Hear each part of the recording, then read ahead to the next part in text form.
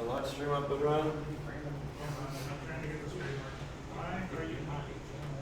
Oh, that's why. Okay. This thing is like, give me a second. I know.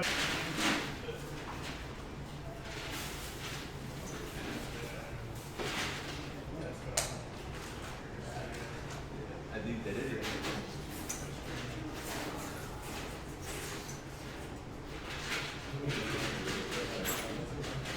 We had 3 or 4 people pop in at once.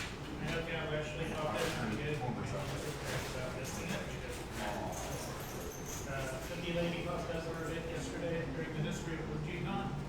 And was there for a while. So yep, that's Cookie Lady. I wish I knew her name, but she's basically a con who comes every year and tends to deliver cookies to registration. So, Cookie Lady.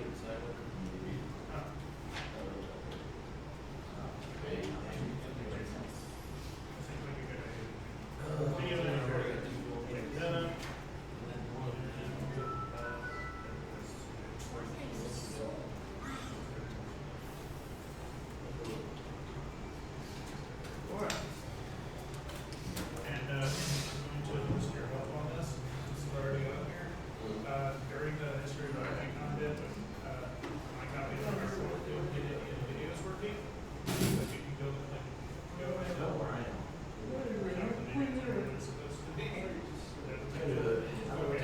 Go home and let me send you editing software. Okay. Talk to Gabby, because she does have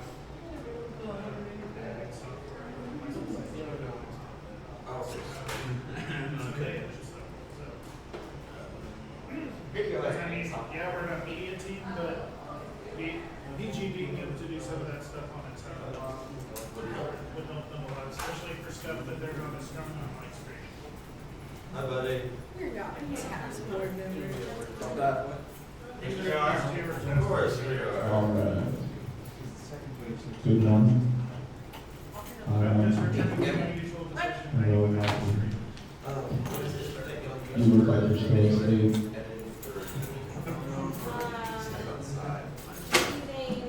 Is the big pillow?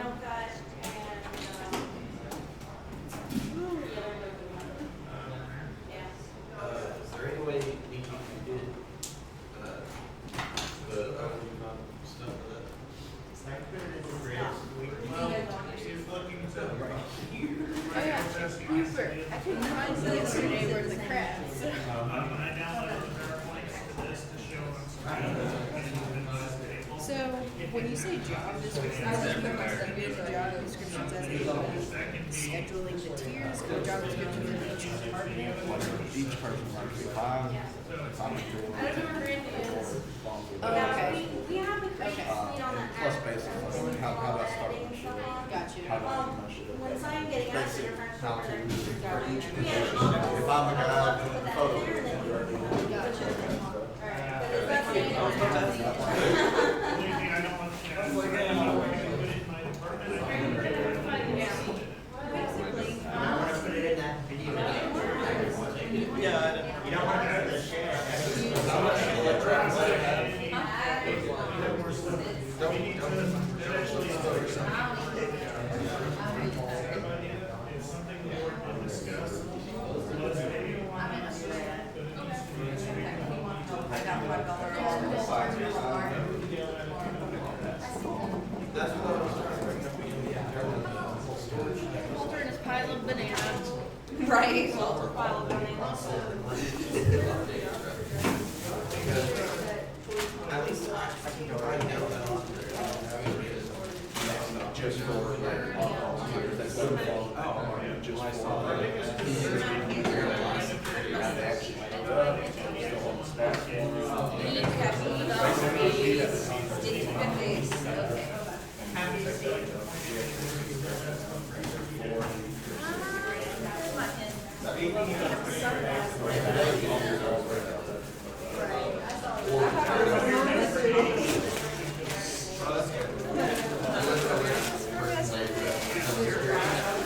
That's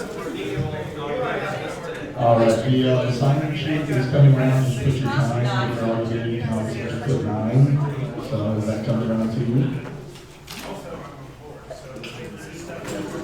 Excellent. Okay. Good morning, friend. Everybody need enough sleep? No. I actually didn't. It's coming around. It wasn't for Make it practice like trying, no. that. Make sure you get into the sign-in, it's coming around. Everybody enjoy bowling? Watching him get like 5 strikes in a row. Yeah, you know, that's why Dan picked bowling, I'm pretty sure. So from now on, we're playing Quidditch World Cup on GameCube, so I can beat everybody else. I'm pretty good. Maybe NBA Jam 93, pretty good at that. Mario Kart Double Dash? I don't like working with people. No, you That gotta, game just ruins you gotta friendship. get them to actually play Quidditch outside, and then you film it and be like, this is what Now, Quidditch if is we want like. to dress up like Mario Kart go-kart, like that, I'll do. Although I'm more of a Mario these days. The problem is with Gather is that it's basically Let people get settled real quick. gateways with their. All right.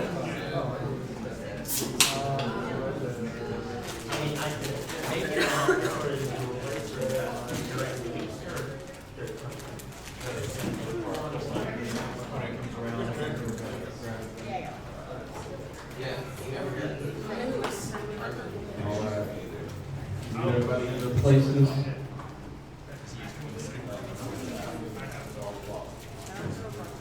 Is everybody situated?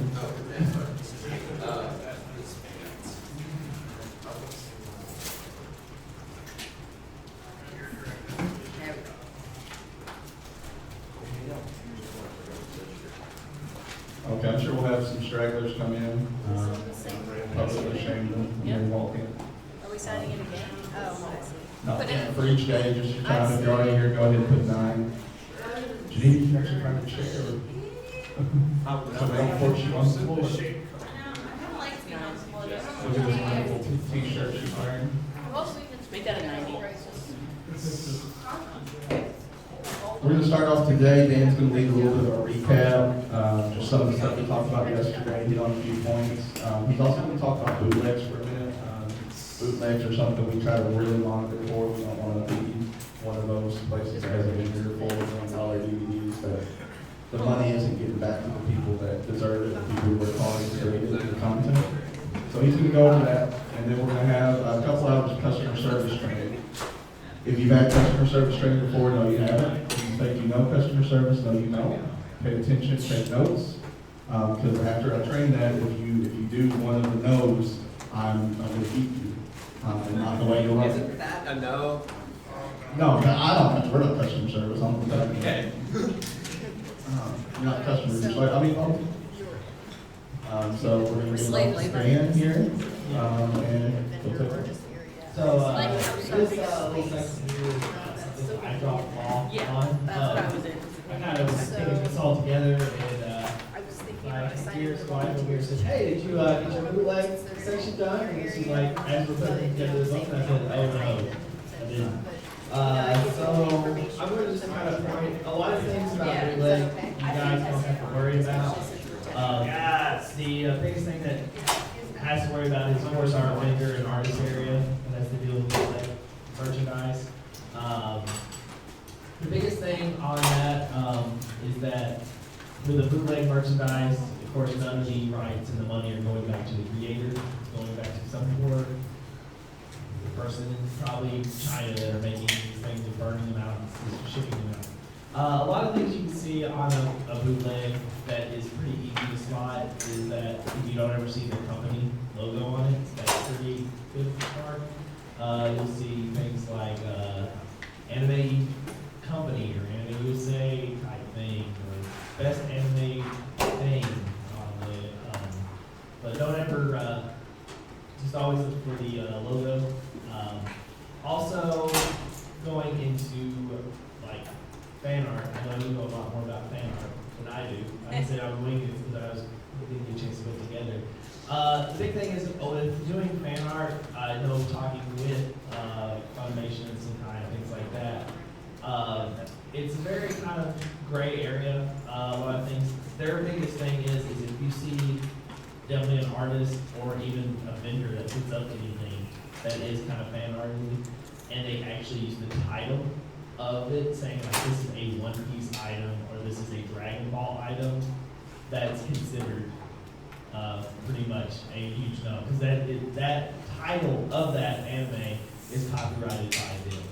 So if you're trying to sell something that is, hey, these are Dragon Ball items, and you use the title, that's an automatic bootleg item. They do look at like one-offs and also mass productions, but you're not going to be selling one-offs as much, except for maybe commission work and things like that. But other than that, that's pretty much all I have to say, because I didn't get a PowerPoint presentation. I had some pictures and things like that that I was planning on showing, but I didn't actually get around to doing, so shame on me. And it's early, so I mean that the video is thinking same about most people knows them.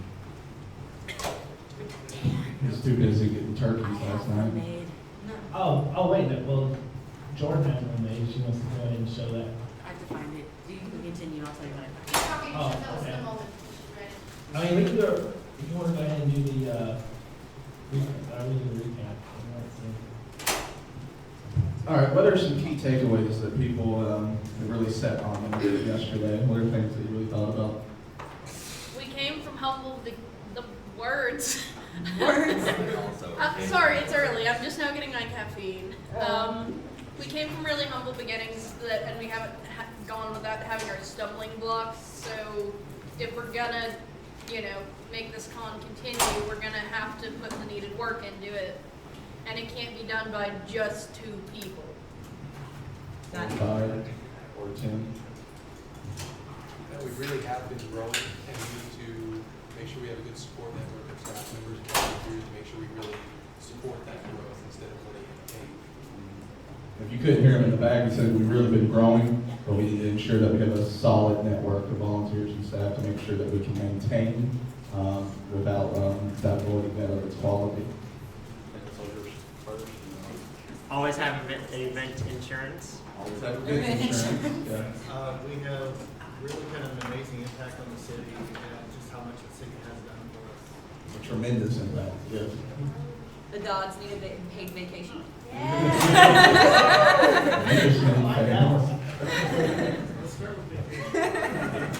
Yeah, really, it came, from just an idea. They put their own money in it and didn't always get that money back. And it's something that you can't replace time. They definitely can't get the time back. I mean, it wears on. You see Dan's hair every morning? No, it's just that thing on the bottom, he just goes like that. And you Yeah, see it the stays stress up. level 'cause he did- It rises. See, there There it is.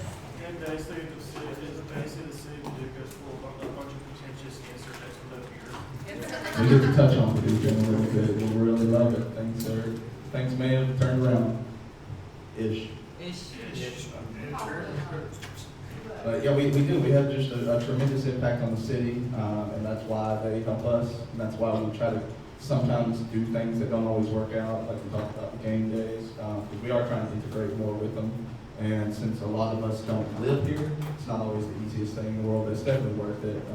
That's a relationship we want to maintain and keep healthy. Any other takeaways from yesterday?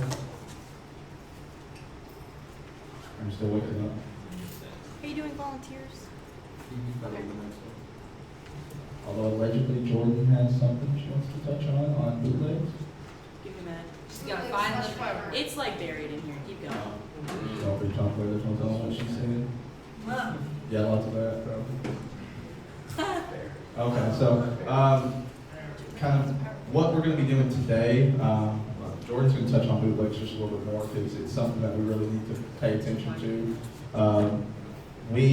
When Dan opens up in previous and, well, I guess when Jordan will this year, when we open up, a lot of times we have to invite only at the beginning, not necessarily per se, but the same people send in, and then we create a waiting list, and we go off of the quality of what they have. Whenever somebody's blatantly had bootlegs in the past, we don't bring them back, even if they were popular to people. We don't. That's not something we support. So a lot of thought goes into our accepting of those contracts.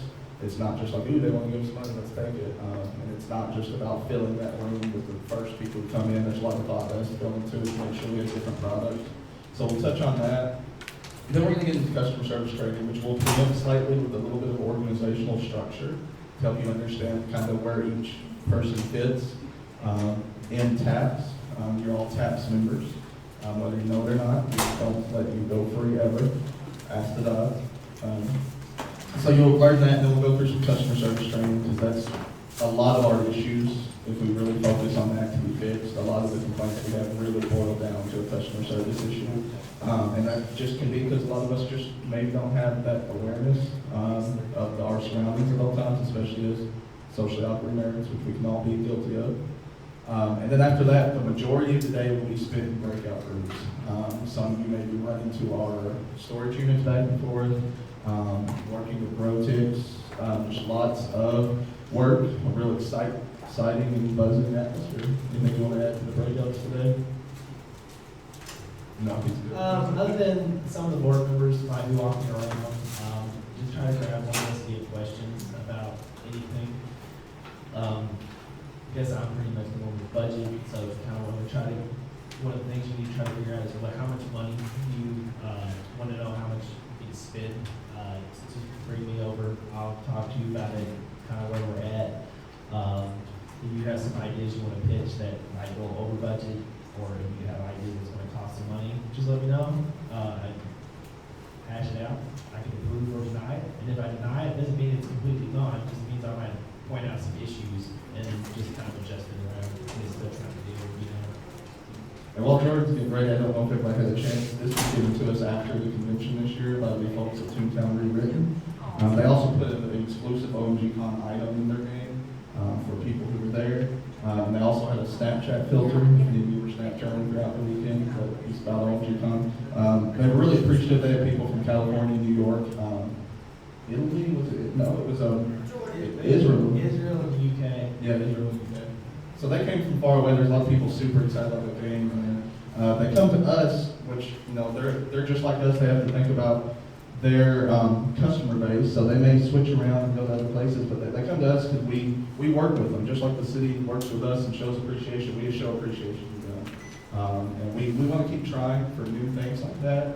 A couple years ago, Toontown Rewritten, it was just a bizarre thing that we tried, and it's really worked out. So if you're in these breakout groups, it's really important that you don't be afraid to think outside the box. If we do something different, if it doesn't work, okay. But if we never try, that what if is scarier than failure.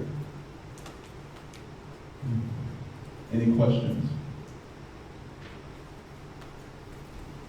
Jordan, would you like us to go on and you get Keep going. I'll tell you when I'm done. We may talk about bootlegs at some point throughout the day, but if you want to go ahead and open up into your booklet.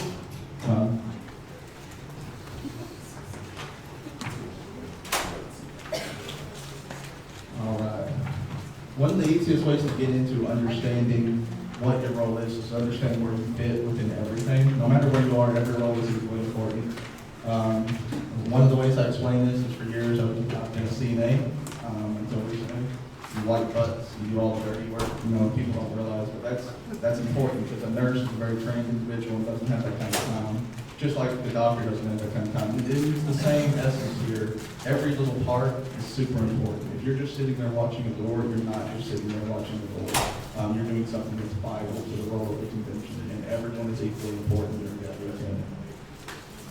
So if we can click ahead. All right. I call this copyright infringement the slide because we're talking about bootlegs. We do. Yeah, we don't touch on it at all. So we use a 3-tiered volunteer system, unless we decide not to this weekend. Everything can be fluid. This has been a little more simple, I believe.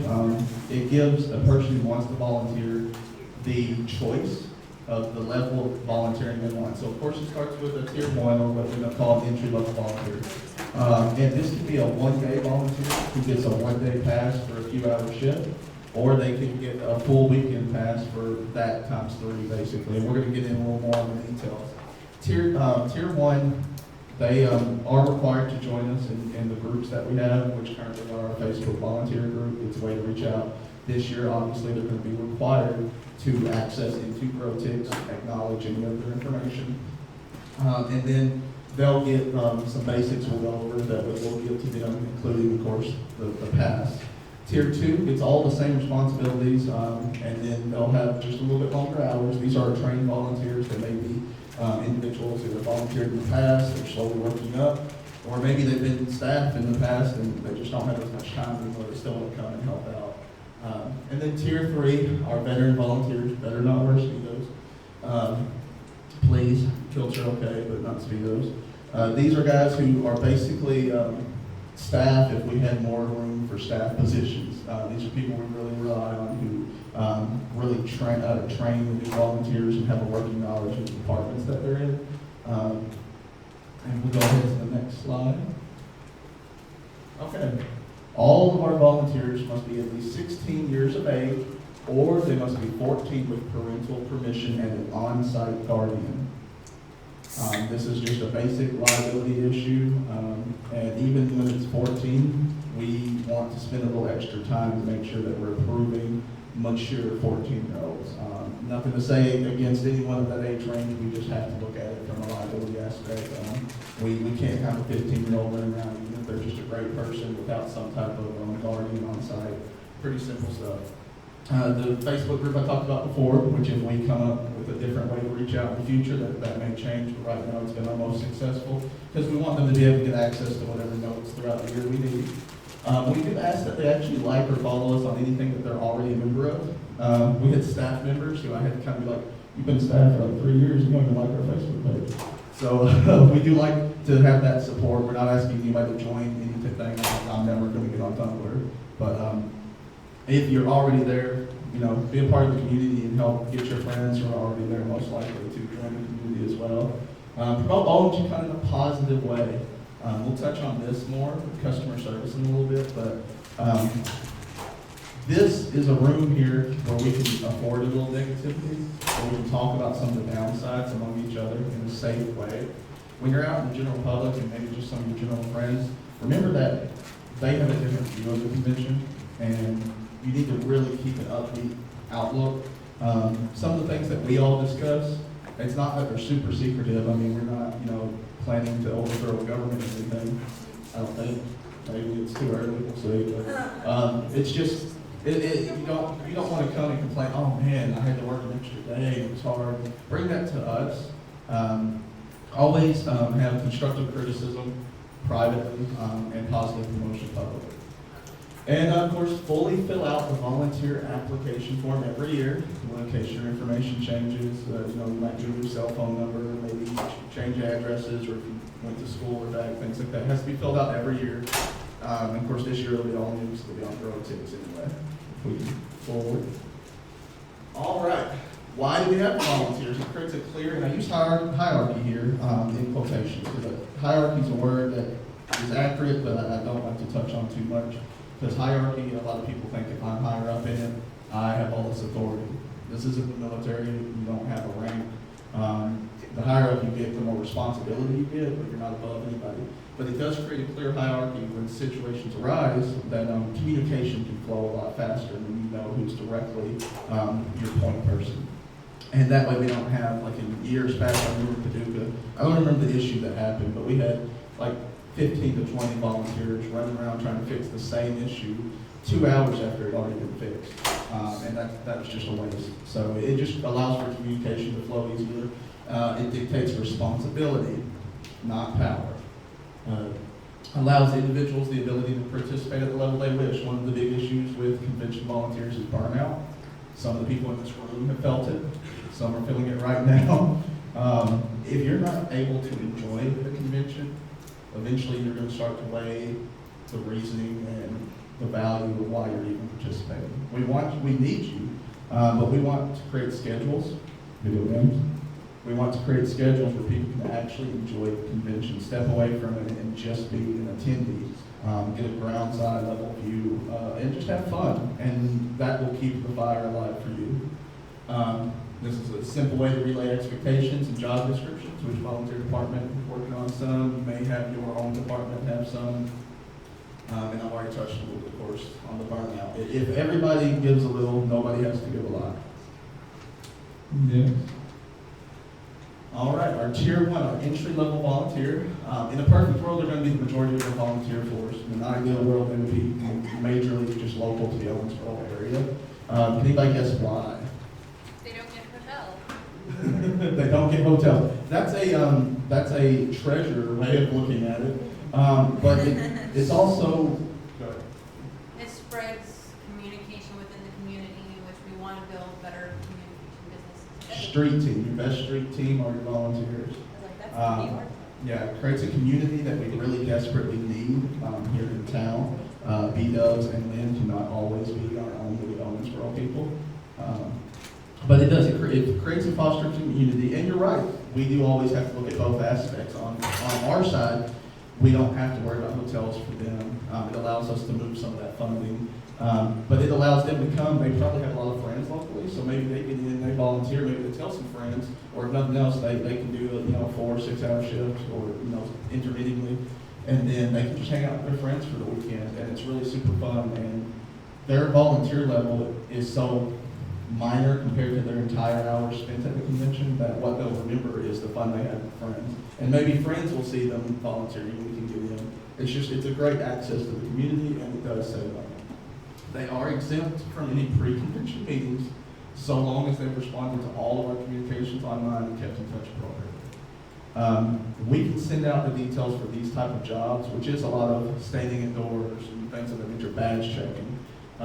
It's a lot of smaller help that's very vital, but it's not as mentally exhausting, so it's very easy to relay the roles and responsibilities. So as long as they're in touch with us, we're not really necessarily having to all drive out hours to be here to meet with them. They're more than welcome to, but they don't have to.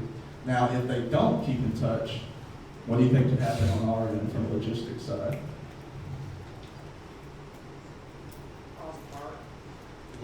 Loss of volunteers because they just lost interest. Lost interest, and then maybe we don't know, the weekend comes up and we're getting down the wire and we don't even know if we have the volunteers that we need. Which peace of mind is a huge deal that week leading in, the more that we know is confirmed. You guys learned yesterday that first year, they're losing 4 of their 5 guests, having to deal with a lot of issues. If you can avoid that and you just know for sure I've got this locked in, it can really avoid stress. And it prevents anybody else from having to take on that workload. A single day volunteer in our current structure must work a total of 4 hours, or for a weekend volunteer, a total of 12, which they can disperse throughout the weekend. We will be trying to go to smaller shifts. Instead of 4 hours at one door, maybe a couple here and a couple there. And that's, unless medically necessary, trying to get rid of the chairs. If you're only there for a couple hours, you probably won't need the chair. You can actually be standing up talking to people. That's going to be a huge deal. They will receive in exchange a free badge. Obviously, if they're only a one-day volunteer, they're only going to get the one-day badge. Access to our green room, again, only for the day, a single day. We've been providing free lunch daily. So currently, that's still our goal. And of course, the DVD that we create. And these are, everything we're going over is what we currently have in play. This weekend could change and alter some of these. So the volunteer department is free to look at ideas they want to try, come to us. If it's a budget reality, it's definitely something we can look at. All right, and that's our entry-level volunteer. Now we'll take a look at our trained volunteers. The way I put this is these are kind of like your shift leaders at a place. They may not necessarily be management, but they know more than your casual employee. They're great for those who want to slowly grow up into the organization. They have the same expectations as Tier 1 volunteers, but they also are expected to attend at least one pre-convention training meeting in Owensboro, which, guess what this weekend counts as? Guess what this weekend counts as? All right, wake up. A total of 18 hours, which you see that number and that just jumps out at you, but over 3 days, they can really be cut and intermingled, and we do strive to make sure that you're off for things you wish to be off. Still get the badge, green room, lunch, the DVD. We try to provide lodging to these individuals at our off-site hotel, the cheaper one. We will not be working with Ramada. after their fiasco, but we do have an off-site hotel already for the year. A free event shirt and that post-con meal that we do, that wrap-up meal on Sunday. So good. And keep in mind that all these things that I'm mentioning, can anybody take a wild guess how many other conventions do those types of things? Yeah. In our research, and we'll touch on it a little bit more later, we found one or two that did, a little bit of hotel here and there, usually for just an upper crust. But when it comes to post-con meals and something like this weekend, which is all expensive, it's unheard of. But we're not just complaining about spending it. We think there's definitely value in doing it. Because the more integrated you are, the more OMG Con means to you. And that will show in the work that we all do. All right. And our veteran volunteers. These are ones who we can kind of trust to perform duties with little to no supervision accurately. That's a big key word in that. Past or future staffers, or people who would be staff if we had more positions available. It's not bad if you're not staff, but realistically, we just have so many slots available, and we've got to keep the structure for everybody's communication's sake. Maybe those who have been with us throughout the year doing work that maybe the work they do the weekend of the convention isn't that much, but throughout the year, we have all these con tables where people are giving up weekends, going to other events, things like that. So it could be people who help us out on the back end. They must work a total of 30 hours, and a big difference here is they're considered on call all weekend if the needs arise. That means if there's a bomb threat, guess who's going to be helping us make sure water gets to everybody in the furry suit when it's 85 outside?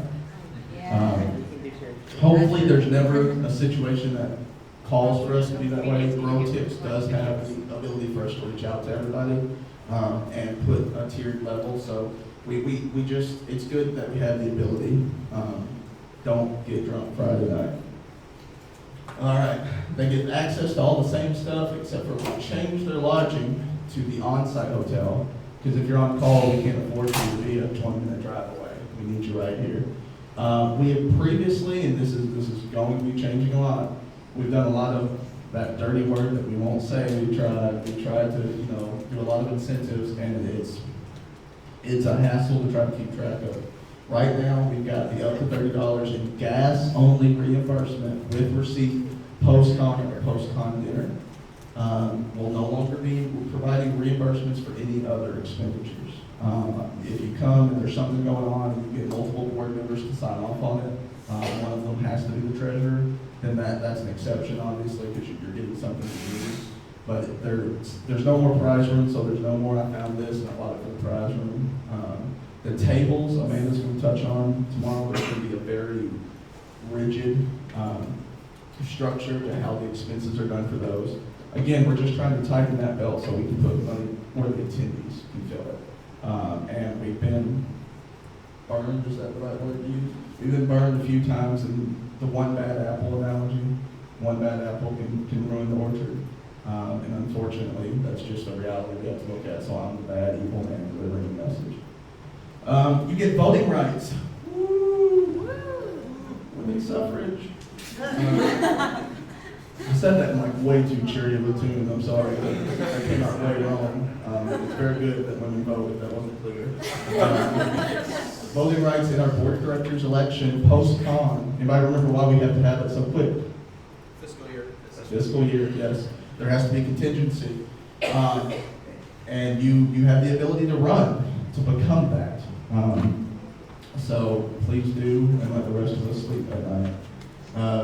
Staff election, all that, you'll be eligible for, which the staff election doesn't happen immediately, usually about a month or so later. We try to have a wrap-up meeting. Next. All right, sounds like a lot of work for so little. Why should I volunteer? You've seen what TAPS gives its volunteers. Now look at common volunteer perks from other conventions that for decorum's sake we're not going to name, although I could. Instead of a free badge, you might get a discounted badge if it's discounted at all. Or they may offer you a free badge for the following year of the event.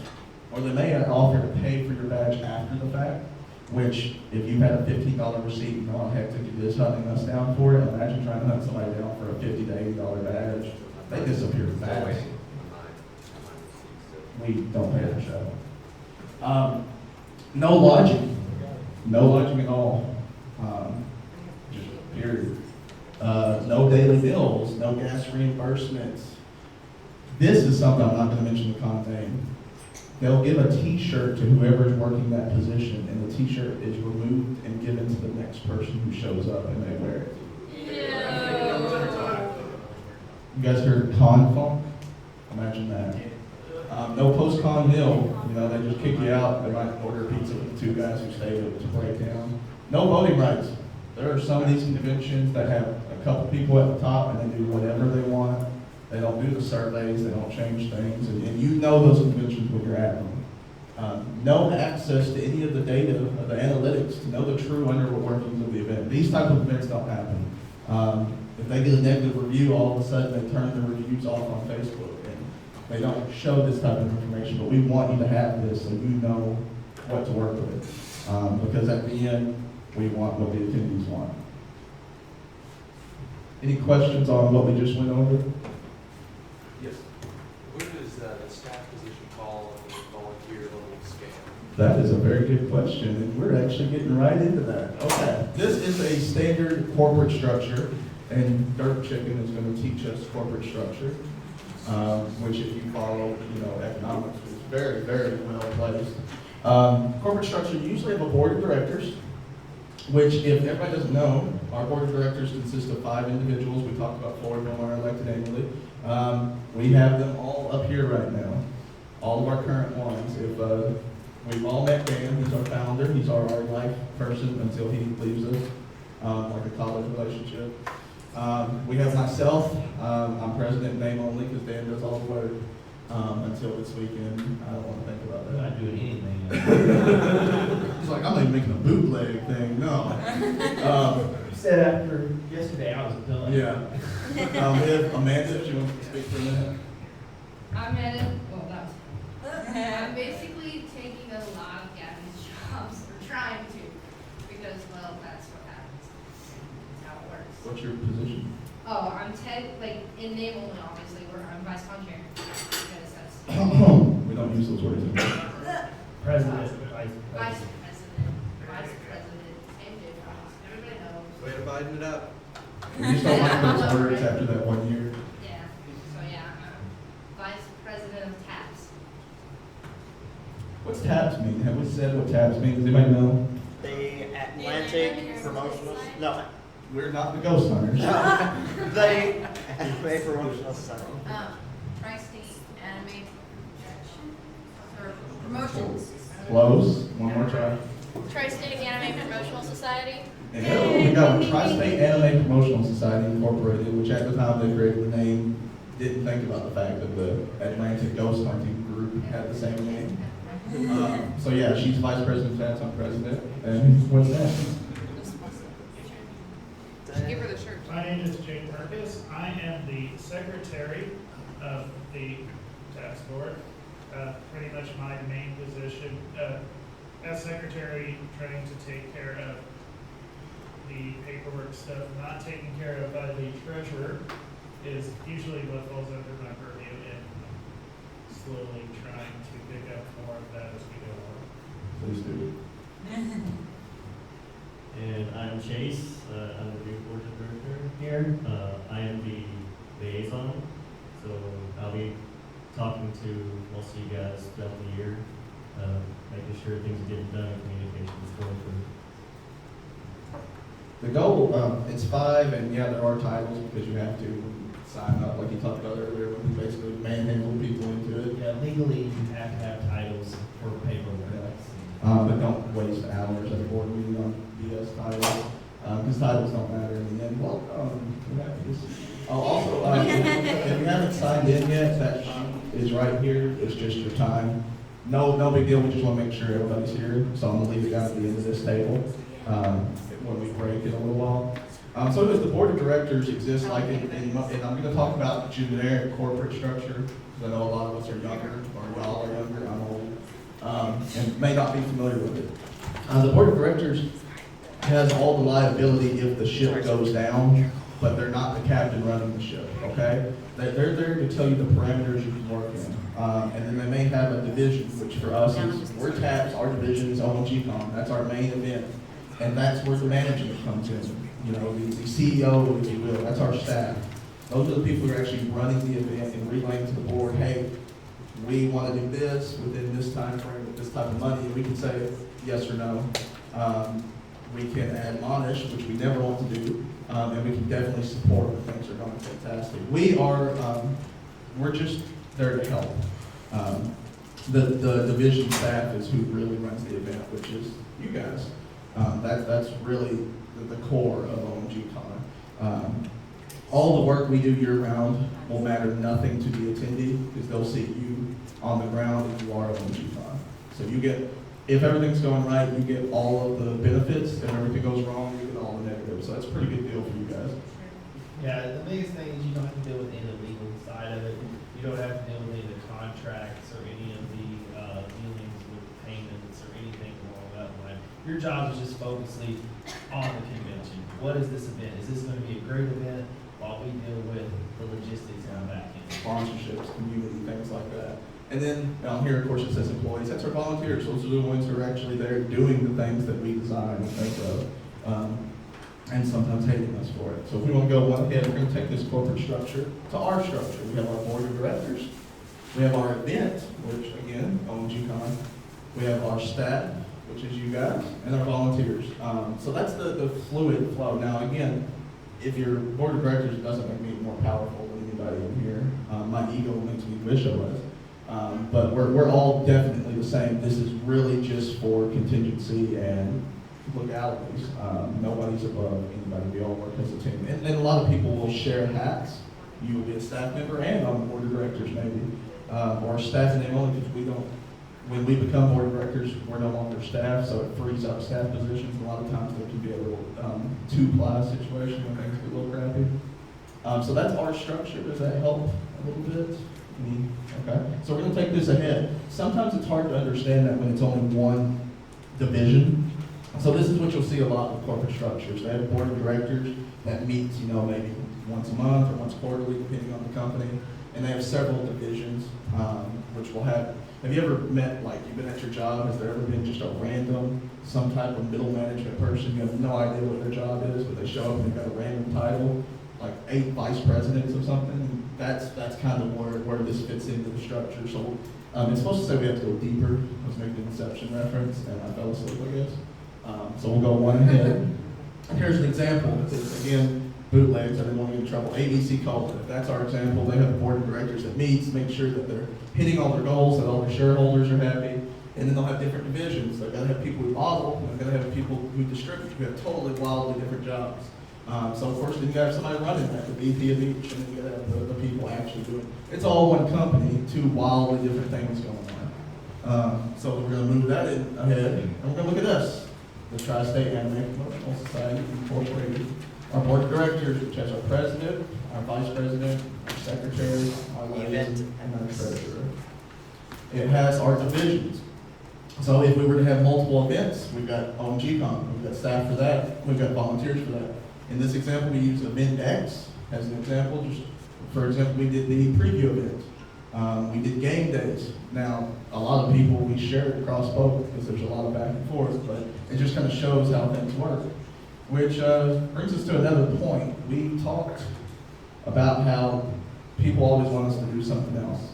They want us to do little mini things or maybe Twitch or things of that nature, which brings us to our next slide. What's this? What's Event X? We basically have a convention in a box. 2 boxes, 2 really hot boxes that some of you will see today out at our storage units. Yeah. It is not as much of a cost inhibition for us to do a second thing. We do have some things we worry about. We don't want to do it in the exact same place because of dilution.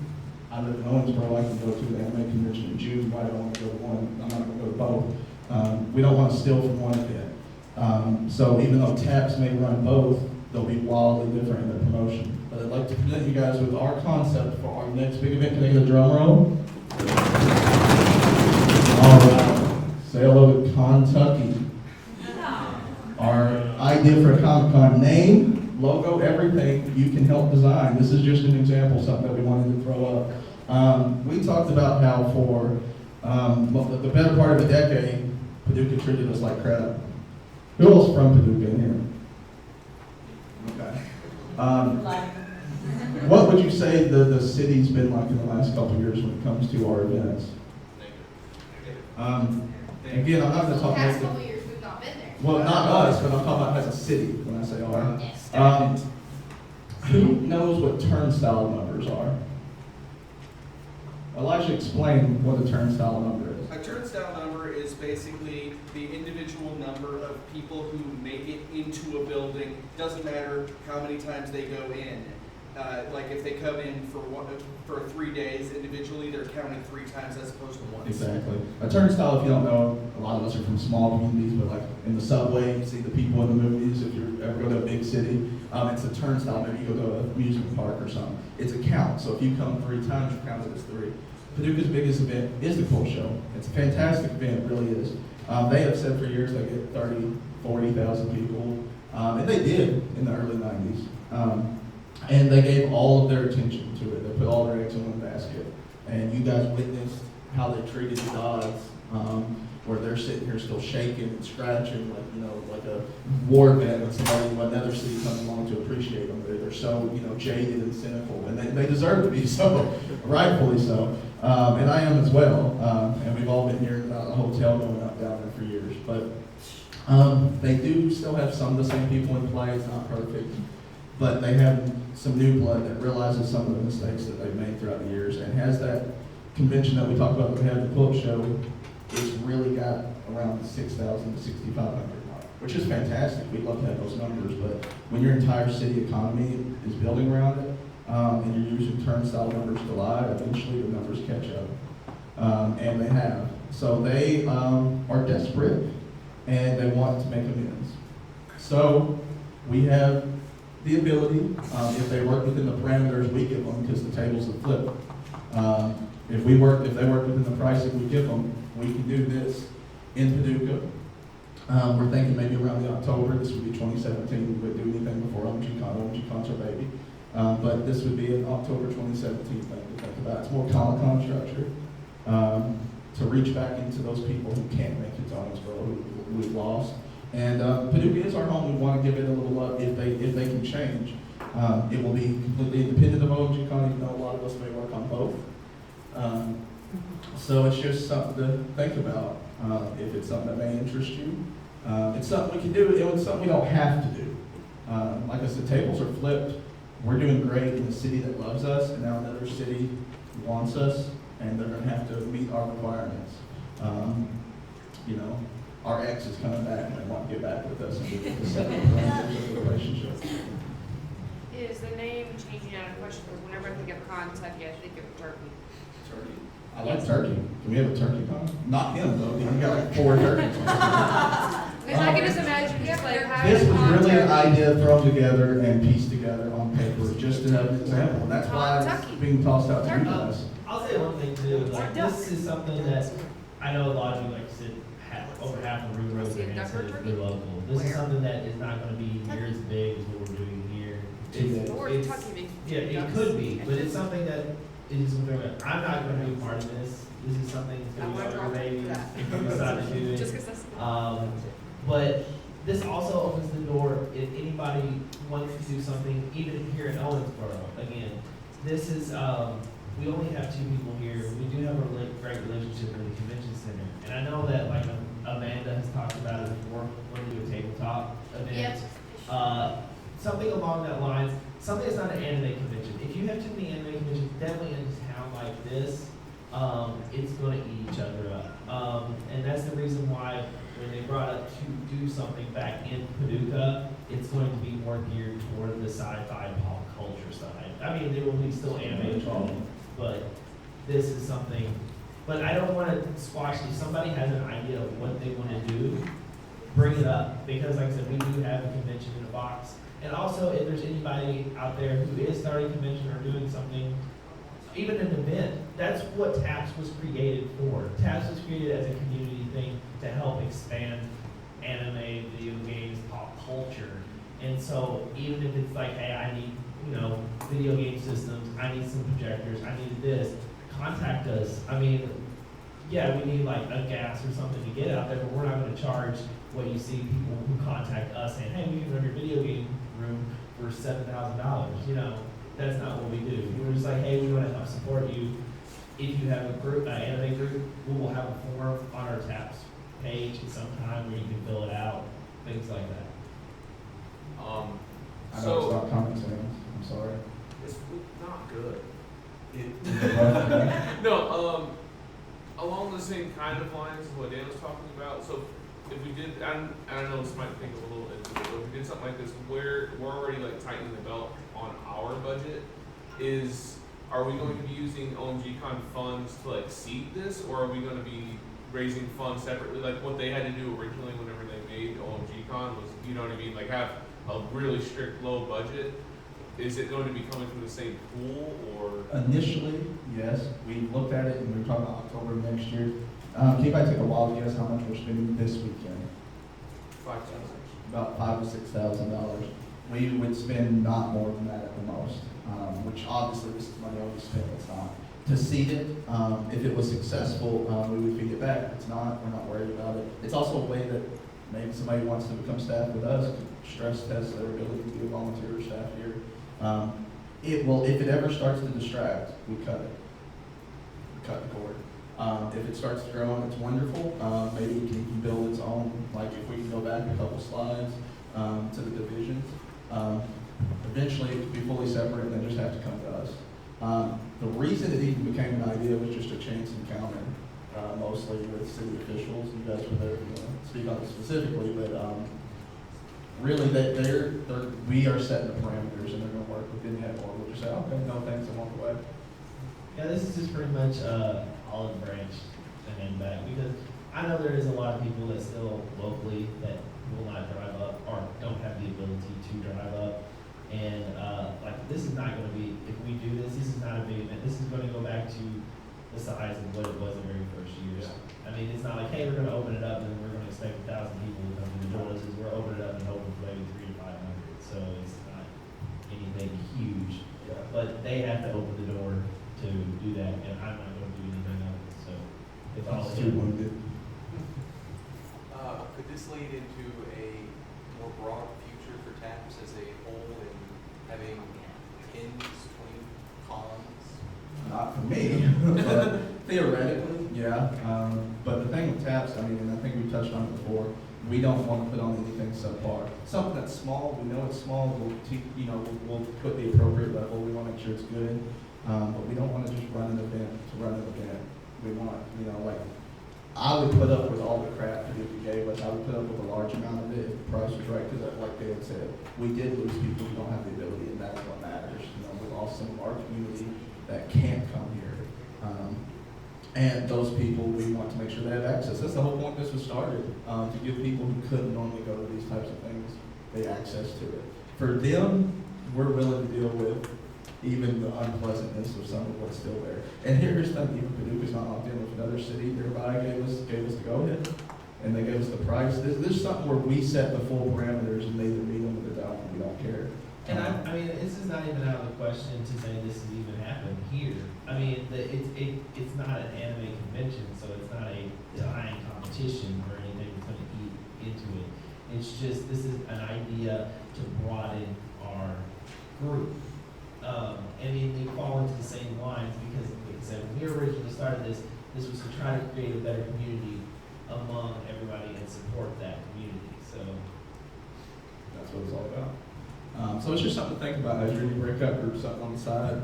If you're interested, if you're not interested at all, forget about it, forget you ever saw it. If you're complaining about the artwork, make some. If you have a better name idea, go for it. It was literally, we were sitting at the board meeting like, hey, contact, and then I was really bored, not paying attention at work, and wrote something down. All right, so we can continue through this. I think this might be the last of this one, and we're going to get into some customer service. Jordan wants to do that. You want to go ahead? Okay, we're going to interject slightly because Jordan has some bootleg information. She's going to tell us not to use Fallout 4 to use our Okay. Sure. Well, I'm actually gonna stand up there with Okay. And we got you a mic there. Is there about Like Jordan needs a mic, really. I know, right? right? Yeah, we get Jordan. But you're not. I'll just unplug it. Let me check this screen. Well, I need the lightning thing. Yeah. This is Facebook. Are you messaging me? Yeah, I'm messaging you. She's messaging. All the last person message. What is this fancy website? This is MySpace. My face. Are you guys in our top 8? She got it. I mean, look at the pretty pottery going There you on. Rosemary decided to post that apparently. But this is bootleg pottery? All right. Oh. Ooh, look at that. Oh, Lord. That hurts. Oh, yeah. Oh, God. Jordan. That hurts so hard. Man. Now you guys have to listen to me talk for at least 15-20 minutes, so I hope that you enjoyed the awesome sound of my voice. So this is a great presentation on bootleg, and I just decided to find some of the most ridiculous, obvious things of bootleg that you can find, because most of the time, bootleg, you think of it and it looks just crappy and terrible and awful, and looks pretty much like Harry Potter Obama Sonic. Obama Sonic. Now, some bootleg is extremely obvious. You can tell that it's not official because, frankly, you can just know. Some bootleg is a little bit harder to actually tell the difference of. You kind of have to get closer to it. You have to notice what a difference between what you know to be an original and what your questionable item is. So if you have a question about it, a lot of times, it involves a lot of looking things up, getting someone else who knows if you're really concerned about it.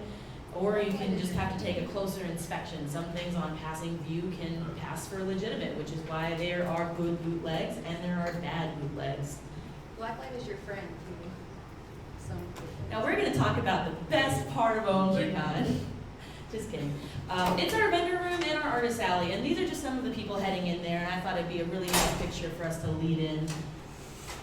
So what do you know about bootleg? A lot of times what you can tell is that you're going to get things about quality, you're going to have visible or not visible logos.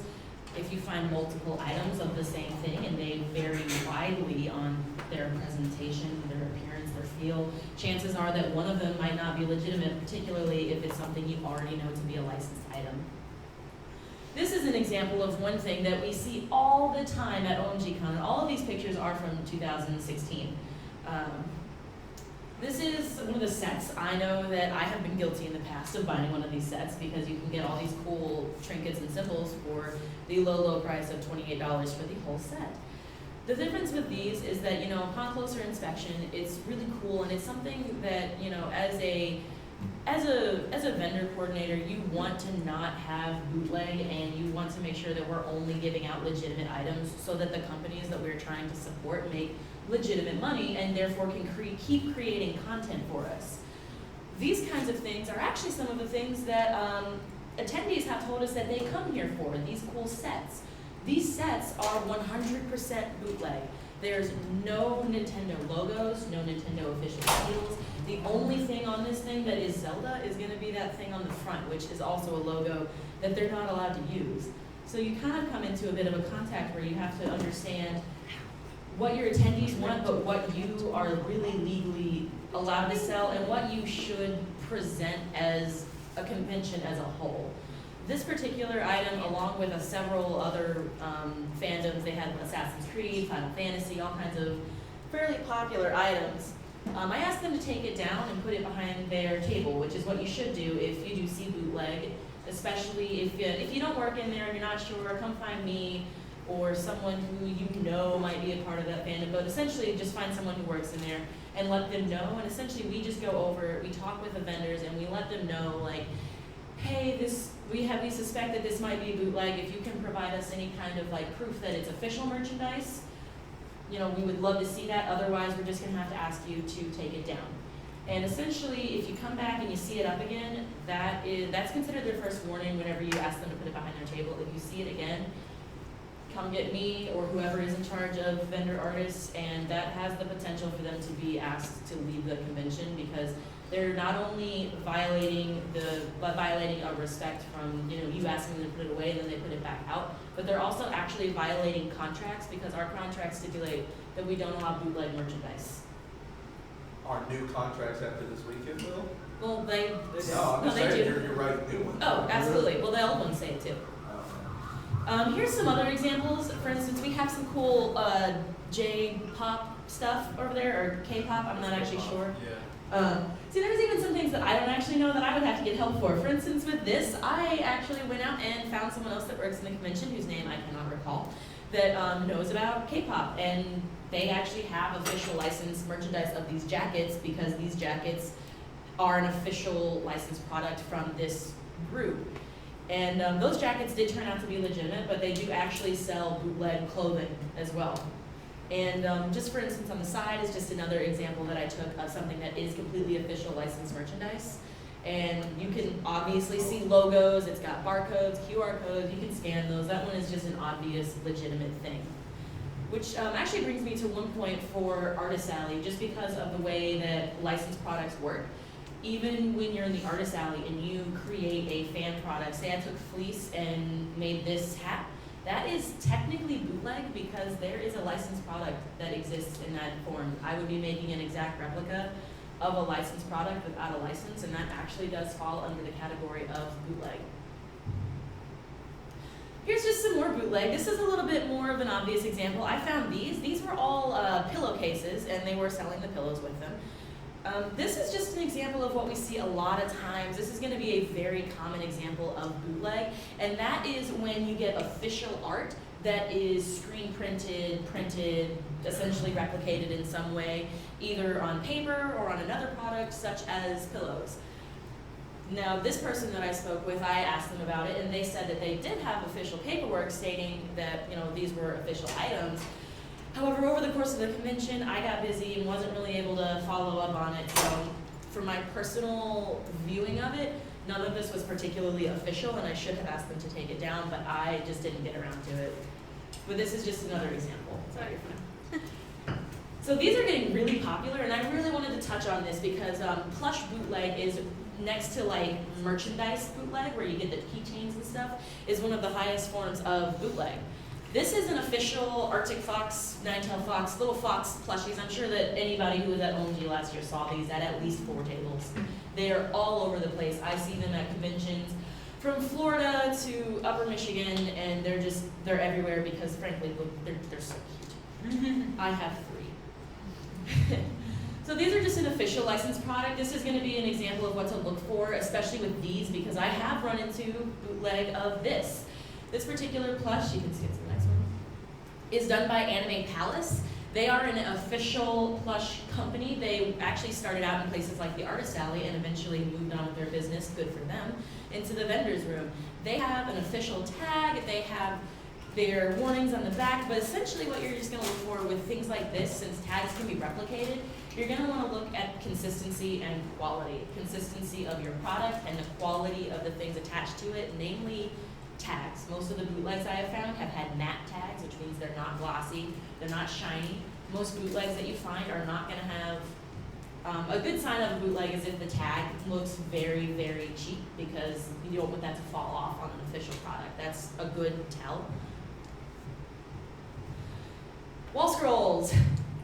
We find wall scrolls all over the place. I myself have been guilty of buying bootleg wall scrolls more than once that I still have. Most of the time you're going to be able to actually find your licensed materials for wall scrolls on the bottom. Sometimes if you're working in there, you know, I will go through and I'll actually pull a wall scroll out and unfurl it, because you can have those little paper tags that show you the picture. You all know what I'm talking about at the top. Sometimes they have the official logos on there, but those of course are printed tags. So sometimes you need to just look. And most wall scrolls, it's always going to be in the bottom left-hand corner. It's going to have the company, it's going to have their animation company, and it's just a really definitive way to know that 100% that is not a bootleg product. If anyone has any questions over the course of this, let me know. So, all right, here's a really good example. I found 2 Timo hats over the course of the convention last year. One of which I actually went to Brandy for because I do not play League of Legends. With this Timo hat, you can see that, notice the eyes, the little tuft of hair at the top, the quality of the material on the inside, which is fleece, but it's not polar fleece. Polar fleece is the really nice, smooth fleece that you see on a lot of hats these days. It also has a tag that says ST, and it's all in, I'm going to assume Japanese or Chinese. I can't read it. Next. This is the other League of Legends hat. This one, the eyes are different. They are 3D plush. The inside of it is a little bit smoother of a fleece, but it's still a little bit pilly. It also has the League of Legends name on the back. The other one did too, but it's just in a slightly different, view of the one that I saw before. I took pictures of these, and this was one that I actually had to go online and do research for because I know that the League of Legends crew actually sells an officially licensed Teemo hat.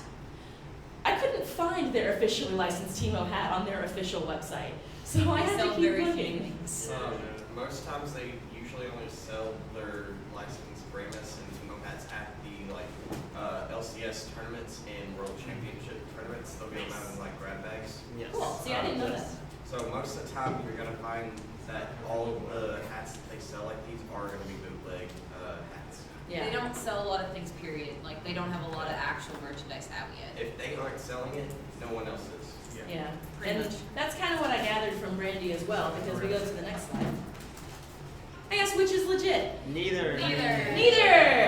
I own the one. Because even though after extenuous searching, the one frankly, the one that I would have thought was way uglier, the one on the side with the little blue tuft on the top, is the closest to an official one, or might even be an official one. It's not being officially sold with any kind of knowledge by the company. The company doesn't know they're selling it. They could have got it from literally anywhere and are selling it, and they just didn't actually pay for that light. They don't have any licenses or ability to sell that product. And the main difference between the vendor room and the artist alley is because the vendor room sells licensed merchandise. The artist alley does not. And the vendor room also has people that don't create the things that they put out. For instance, if you have an artist that has employees and are not actually attending our convention, I will not allow them in our artist alley because our artist alley is for people who are artists and they're starting out. If you have employees, you have moved on to vendor status because they do not have the license for your product, so they belong in vendor room. And that's pretty much the main idea. This is just a good example of our artist alley. We have Skullcat, who I think Hooper is single-handedly keeping in-house and home. If anyone's on his Facebook, that's the last slide, but that's pretty much it. If anyone has any questions about bootleg, about what the policies are, go ahead. What if the policy when it comes down to used products that might have had the tag removed or secondhand, like older game systems and things like that you might not necessarily be getting new, but it still has the possibility of being bootleg. Gotcha. Well, as long as they are official for that, since let me think of the best way to word that. When it comes to games, especially used ones, you can't get those anywhere anymore. Game systems kind of fall into like a bit of an area where, the company would not make money off of them currently anyway, but they still need to be official. If it is bootleg, we don't allow it. If it is still the official licensed game, but it's used, they can't pass it off as new. They need to be very clear that this is a used copy, it's not new, and people have previously owned this, but however, it has to be real. I mean, you can't, even if they tell you it's bootleg, they're like, hey, I've got these cool bootleg Pokemon games. We're not gonna allow that just because we don't allow bootleg, even though they tell you up front that it's bootleg. We just, as a zero tolerance policy on bootleg, I don't even want that in there as a gray area where you tell people it's bootleg. If it's not legit, I just don't want it there. And, yep. What about grab bags? Ooh, grab bags are fun. We're gonna talk about grab bags. Just a sec. Grab bags in the artist alley I don't allow just because I can't monitor what's in there, especially since we have items that you're not allowed to sell through request of the original creators, such as Homestuck and VG Cats and Gaia Online and Toby Fox. Toby Fox, who actually is a bit of a gray area there because he has stipulations that I can go into later about that. He actually has specific requirements. Or what Dan said earlier about Funimation with logos. We do not know logos, no names, no titles, no. Basically, if it's a word, it probably shouldn't be on there. When it comes to grab bags in the vendor room, I actually didn't write the vendor room contract for this past year, and so when I went through, it was still allowed in their contract, so I wasn't going to tell them to put them away. That's actually something that I'm going to think about over the course of this weekend. However, I did go through and make sure that I opened at least 1 to 2 grab bags from every vendor that was selling grab bags to make sure that the things in there were legitimate, and that is something that we can do. And you should pick the grab bag yourself if you do it, if you work with me, because sometimes I have been to cons where vendors have specific grab bags that they show the staff that doesn't have bootleg, and then there's bootleg in the other one, so you should just pick a random one. And especially if it's an 18 up one and they don't card you, you need to call them out on that because they should card you all the time, every time. Yes, Geneva. Not something that we'll talk about later that I noticed you didn't cover. If you want to come talk to me about recognizing music bootlegs, Yes. music and DVD bootlegs, we'll talk about that later. That should be awesome because I am not well versed in that.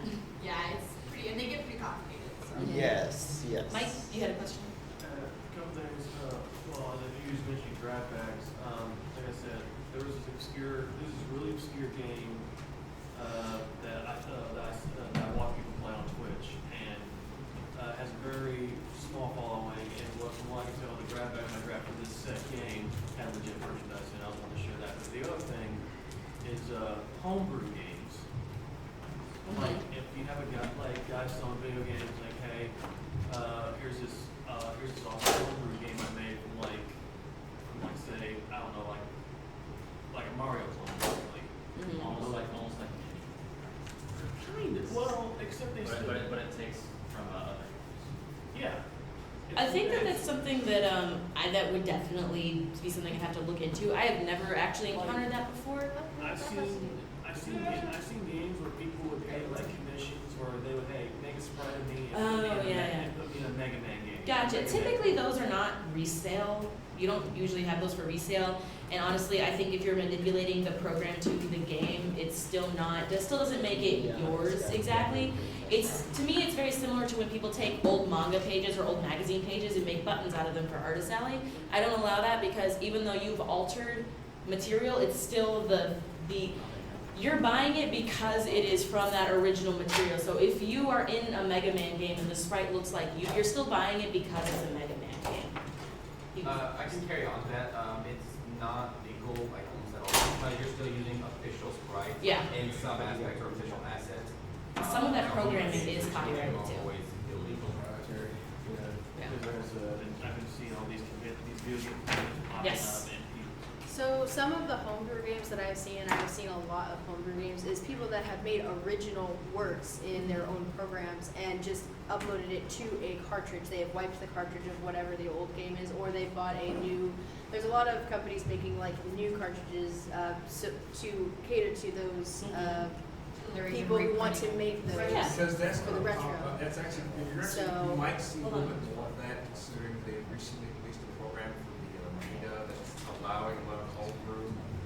The main thing that I think would really touch on like all of the homebrew game things is that if you've created the game or the program, RPG Maker, for instance, is kind of freelance. If you make RPG Maker and you get blank game cartridges and game slots to upload that game in, that's fine because RPG Maker basically tells you to do whatever the fuck you want with it. And as long as the main thing here is no copyrighted work. If you didn't necessarily make it, if it is already licensed, if they say, hey, don't do this, probably don't do that. The other issue with that too is a lot of those same companies that a lot of like those console companies, they have like the people who make those games have to license to that console game. So like if you have like an Xbox game or an NES game, they have to actually pay a licensing fee to Nintendo or Microsoft to be able to do that. I know, like recently they've been they've been reprinting some of like Paperboy. I remember seeing they actually say on there that this is a like reproduction of this, and they put it on an NES cartridge. Like the companies are now putting these out. If it's a reproduction that comes from another company that isn't the original company, and that company B doesn't have permission from company A, it's still not allowed. There still has to be permission from an original source. There has to be a line of legal documentation. For the most part, if anyone finds homebrew games and you have a question about it, let me know and I will go and look at it. I can talk to them, and that's actually something that's really important to touch on. I'm going to touch on it for a second here because it really ties in with customer service training, is how to actually go up to people and question them without sounding accusatory or making them sound like you have, like basically it's, if I'm going, did you steal this? is this bootleg? You brought bootleg into my convention. What are you doing? That's not a thing that you want to cup on. I'll get to you in a second. That's not a thing that you want to touch up on. A good way is, you go up there and you can, first of all, number one thing, introduce yourself to people first. It's a number one way to get out there, because especially if you come up to like an angry customer, you don't want to just be like, what's the problem? You want to say, hello, my name is Jordan. I'm the Artist Alley and Vendor Coordinator. I'm going around and checking all of our products just to make sure that they're officially licensed, officially merchandised, and this is just something that, I'm doing for the convention, just making sure everyone's in line with their contracts. It lets them know that there's no personal hard feelings, you're not accusing them, and some people will still get upset and get defensive, and that's okay. You just have to basically not feed into that. You need to stay calm, and you need to make sure that they know that this is strictly business, nothing personal. And if there's any vendors, if you're working with me or volunteering with me, that really start to get irate, think of it this way. Think about it like when a customer gets pissed at work. It's not your job to be yelled at. It's not your job to handle that. It's my job. So essentially, it's like, let me get my manager. Let me get the person in charge of this spot, and then I will go and talk to any vendors that have problems, essentially. Especially since I'm the one that deals with the contracts. Provided that I get the thing, whatever. Number 5. Oh, yay. I'm kidding. You had a question? Yes, what happens if you actually then like get bootleg merchandise? Are you able to get like credit to that place, or how do you deal with if you know it's bootleg and you don't want it after that? If I know it's bootleg and I know what? You don't want it Like afterwards. if a Oh, Congo. if you know it's bootleg, that's actually a really good thing. That's something that I think I would probably talk with Hooper about, with me, just me and Hooper and me and Dan, because I think that you should be able to go up and be like, hey, you sold me fake stuff. I would like my money back, and then we will let them know, don't put that out again, don't sell that, and if we see it again, you're out. Because we can look at the new contract. yeah, that's definitely something to add to the contract. Thank you. All right, we good, everybody? Leading into customer service. Cool. It's kind of a good segue into customer Yeah, it is. Happy birthday, Jordan!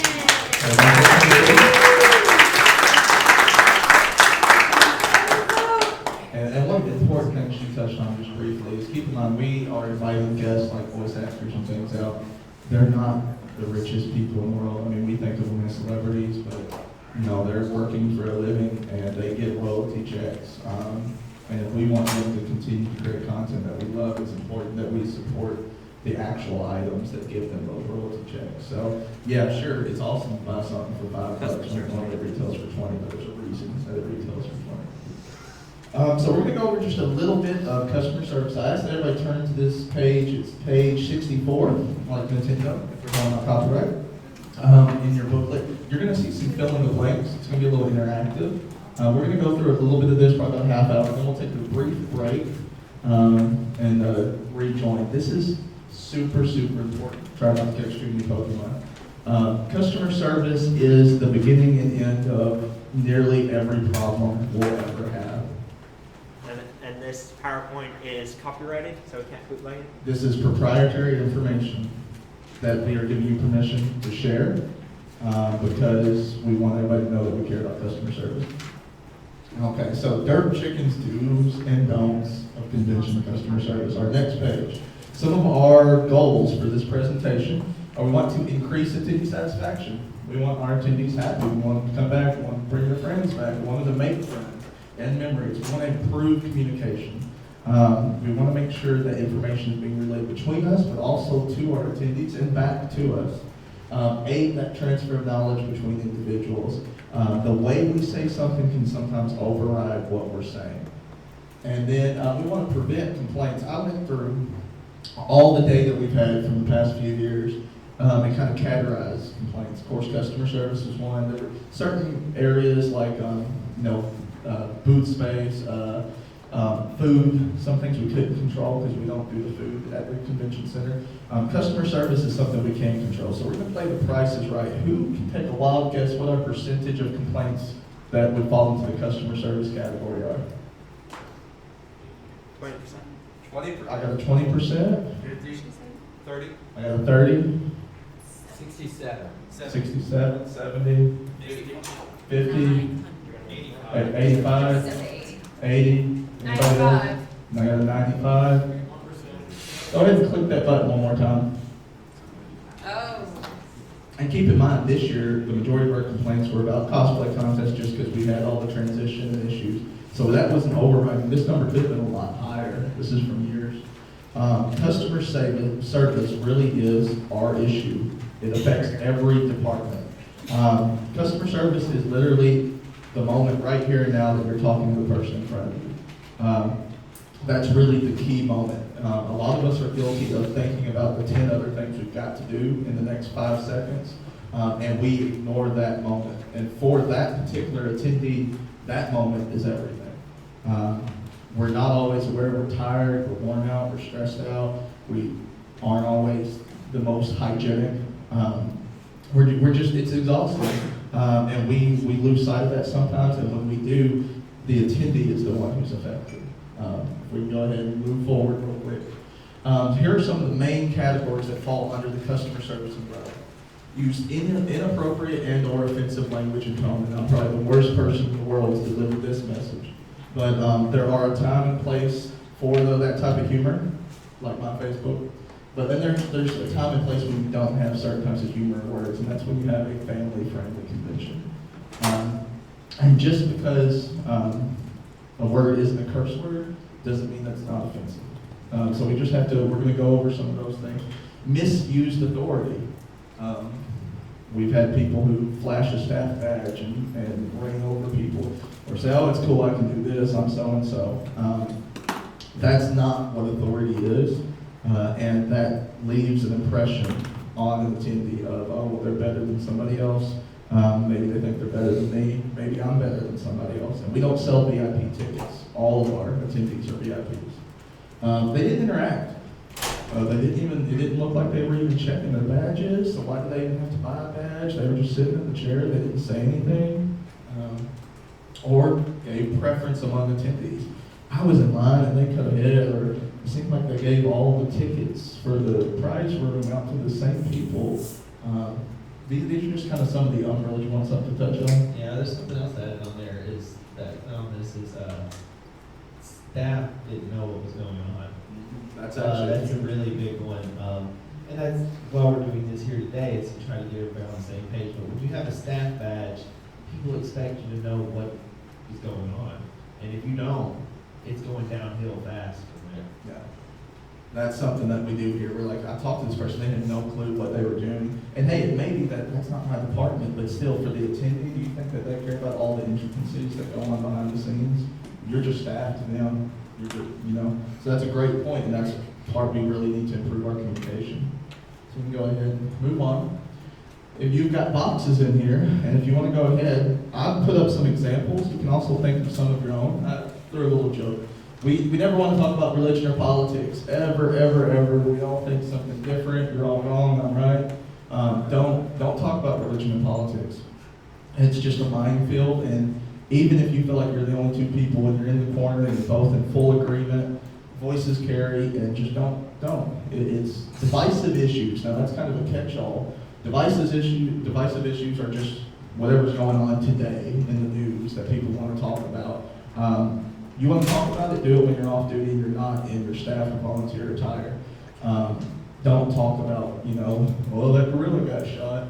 That's not something that matters to us. Our convention matters. Negative words. Oh, I'm tired of this, man. Whose idea was it we do this? Why do I have to go do this? Don't be overheard saying those kind of things. If you are frustrated, come to us. We're obviously very open. We're having this and we're throwing thousands of dollars. Come talk to us. Don't throw those words. We create our own reality. New Bieber albums. We don't talk about new Bieber albums. Spoilers. Do not be ruining someone's fandom. This is something that they love and enjoy. Don't be that guy, okay? Snape does not kill Dumbledore. This versus that. Oh, well, Nintendo is better than Microsoft, or PlayStation's better, or PC gamers are better. Doesn't matter. Gamergate. I don't care. I don't care about Gamergate. I don't care about what side you're on. It's a divisive issue.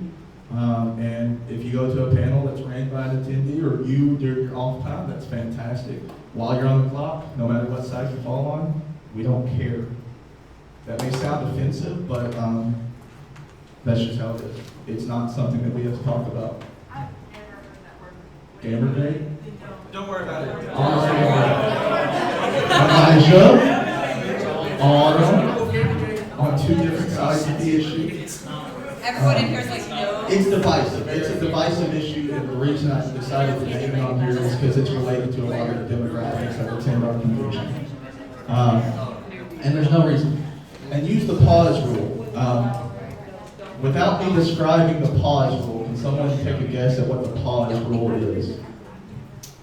Think before you say. Think before you say is a good way. Yeah.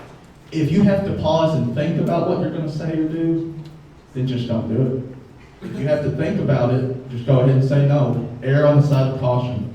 Life does not have a quick say. Yeah, if you somebody say, "Ooh, should I do this? Should I inject this heroin?" Just don't. Just don't. Did anybody else have any other thoughts? I gave you some blank boxes of stuff that you think springs to mind that isn't on here. The divisive issue of cosplay is consent, cosplay isn't consent, stuff like that. So. Well, I wouldn't say that's a divisive issue. Cosplay is not consent. Not being in cosplay is consent by proxy. Yes, but no, no, that's a very important issue. We want everybody to feel safe. And that goes for both. We had some people very upset. I know you guys saw in the video the very handsome African-American gentleman in very little clothing. If I had a body, I'd be in very little clothing. People got offended because that was his right. He was comfortable. So it goes for everybody. That is not just a gender-specific issue. Everybody deserves to feel safe. And we also want to have a certain quality level where the families still feel like they can bring their children. There was a convention I had gone to down in Florida, and this is on the consent thing. There's this young lady, she was wearing basically nothing on the top, and you couldn't tell because she had painted so badly, and she had a giant poker-free while she was about maybe, I don't know, 24 months pregnant, because that was how big her stomach was. I was like, that, and there were so many people trying to get up close to her and trying to, just because she wasn't wearing that, she was just trying to. And we don't want that. We want people to feel safe Exactly. no matter where they're at on the spectrum. Jordan, Just on a touch for this, I think it's very important to know that most of these things, you'll find attendees doing them too, but for the most part, what we're going to be talking about here is that it's very important that our staff and volunteers don't do these. If you see attendees talking about these, that's attendees. The only time you should really step in is if it looks like someone's about to throw a punch or something like that. Yeah. We're not going to dictate your life, but when you're on the clock, so to speak, we want you to be neutral, which we'll talk on in a second. Now, there are certain things nobody's neutral to, okay? But these are things that while you're on the clock, just don't touch on it, okay?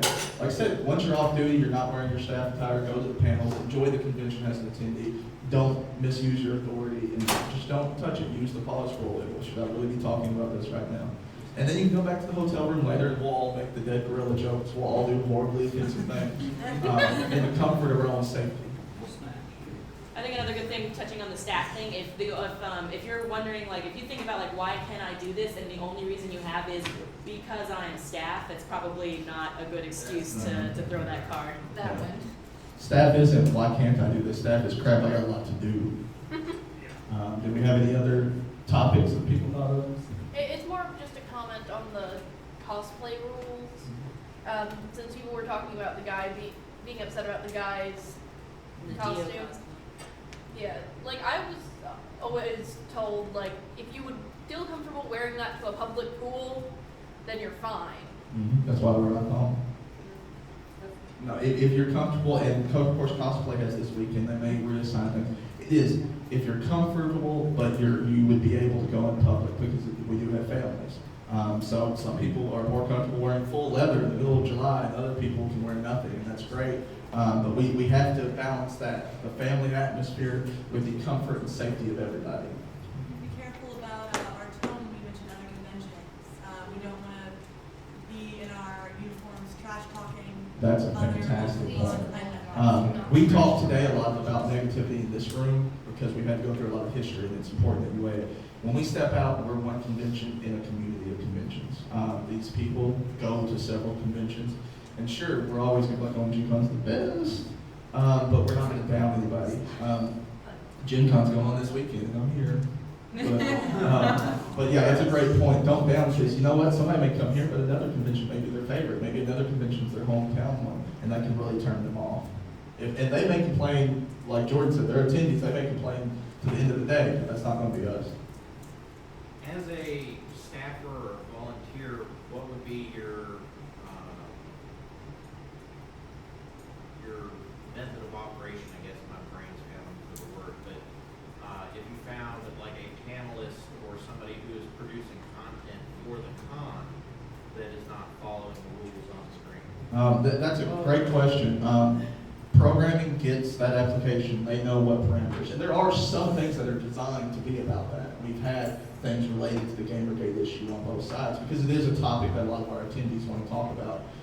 In that case, programming knows what's within those parameters of what they're supposed to be talking about. And when we have something that we already kind of know is going to be a little iffy, or maybe it's 18 and up, or maybe it's not 18 and up, but the subject, maybe that person's had a complaint before we want to watch language, that's what that door volunteer there is more than just a door volunteer. They're listening, and they have the ability to relay information back. And if we have to shut something down, we would. We never want to. We hope that just a a casual walk up and say, "Hey, look, you said that this was going to be about this, and there's some things in here that you said language-based things. Thanks so much."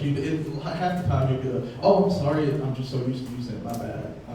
But if they were, maliciously violating the parameters of their panel, then we would shut it down, and we would make sure to go. I'll actually let you leave the touch because that's her role.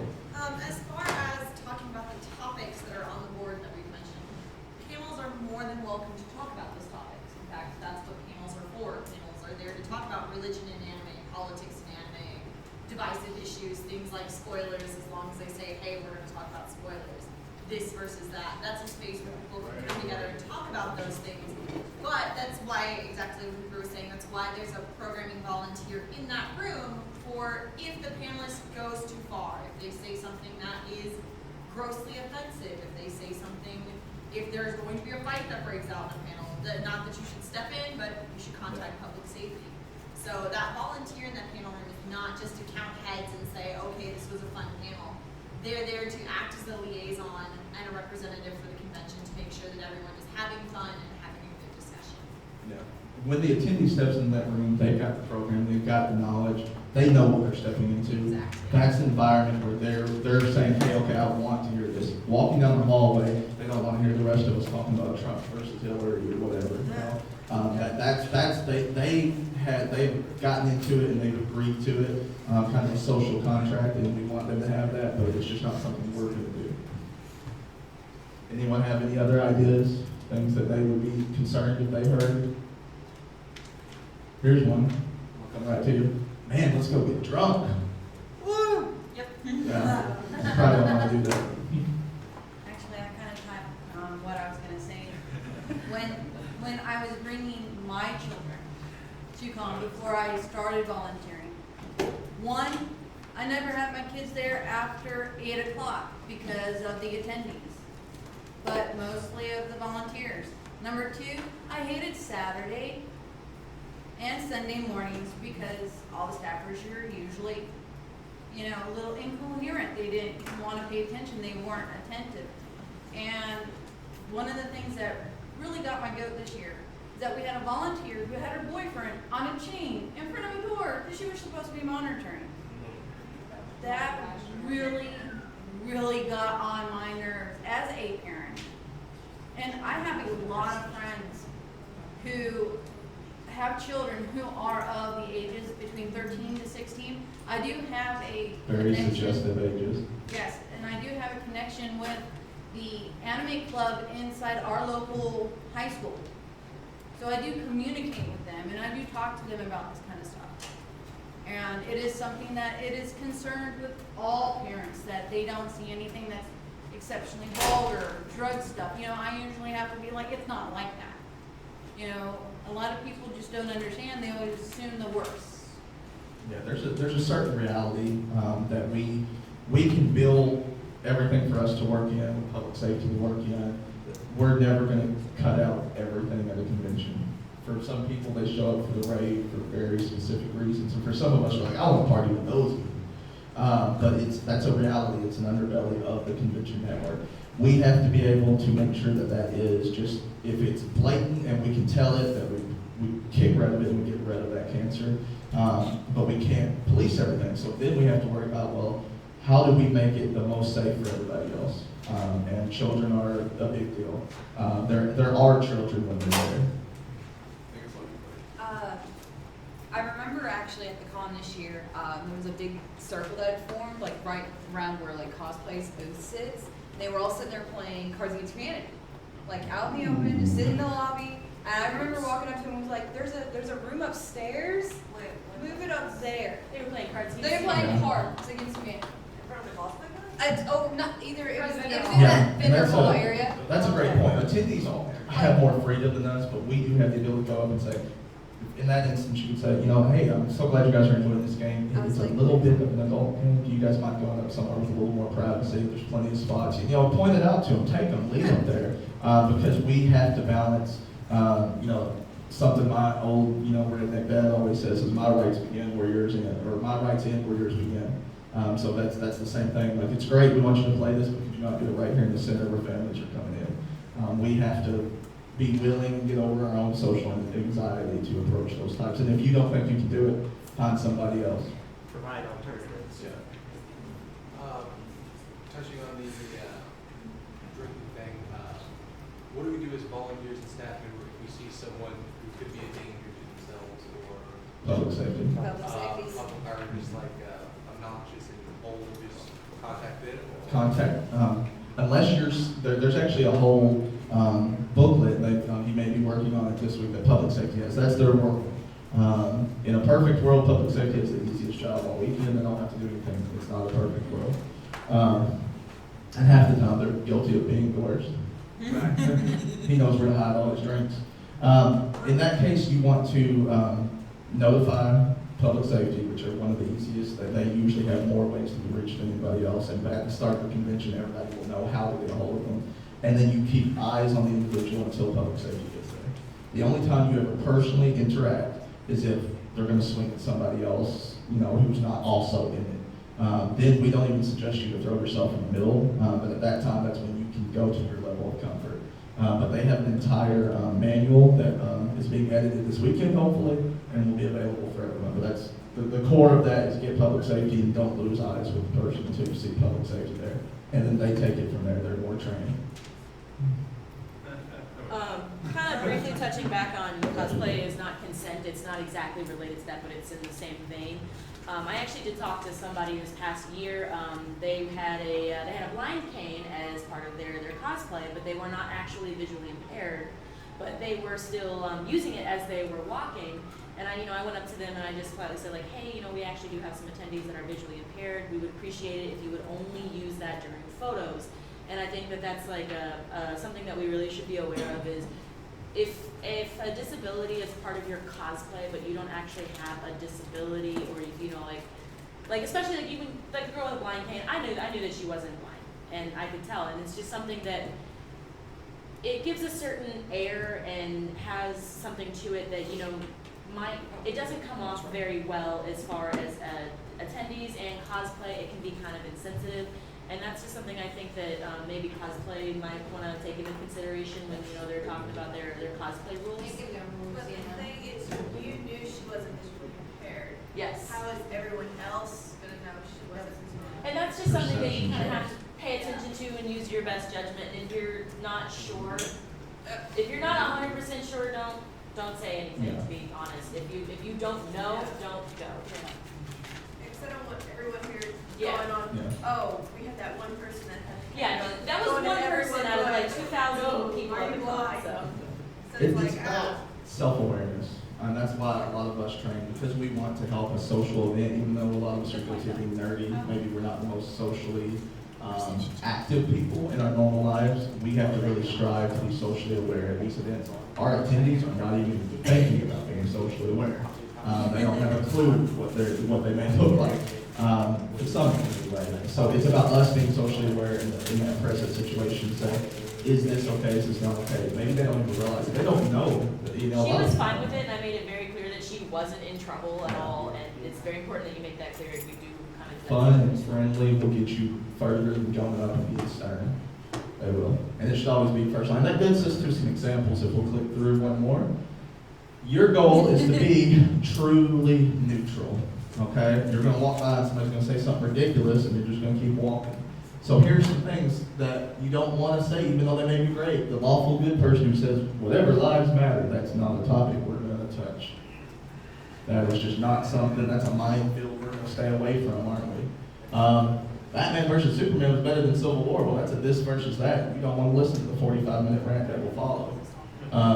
Chaotic good. I'm the white knight this convention needs. I'll tell them about cosplay and I'll save these women's lives. No. You jumped your fedora. Yeah.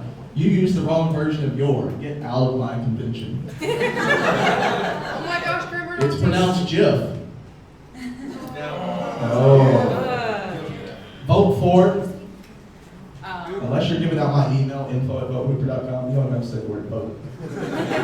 I really like hentai lolis. Will you scare me? And I think Firefly was overrated.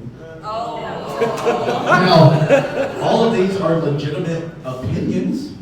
Do you think you can talk about them? Some of them would make some really fun panels just to sit in as a fly on the wall, but it's not something you need to say. You are the true neutral to our convention.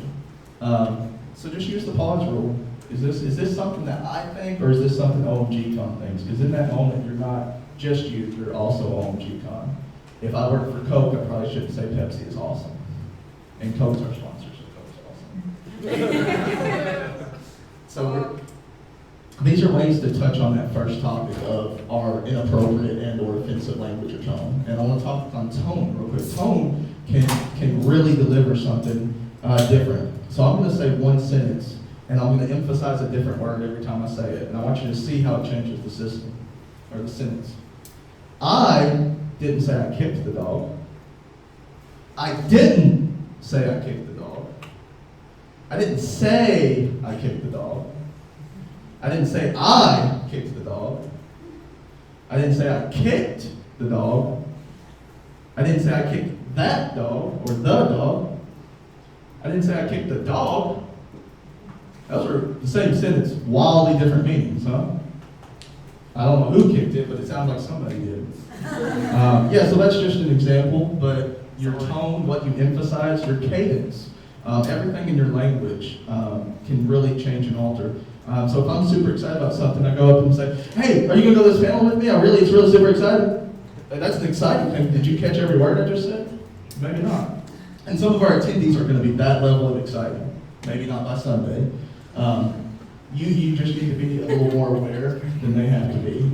Cadence, pace, what you emphasize is important, and just your tone, a general pleasant tone.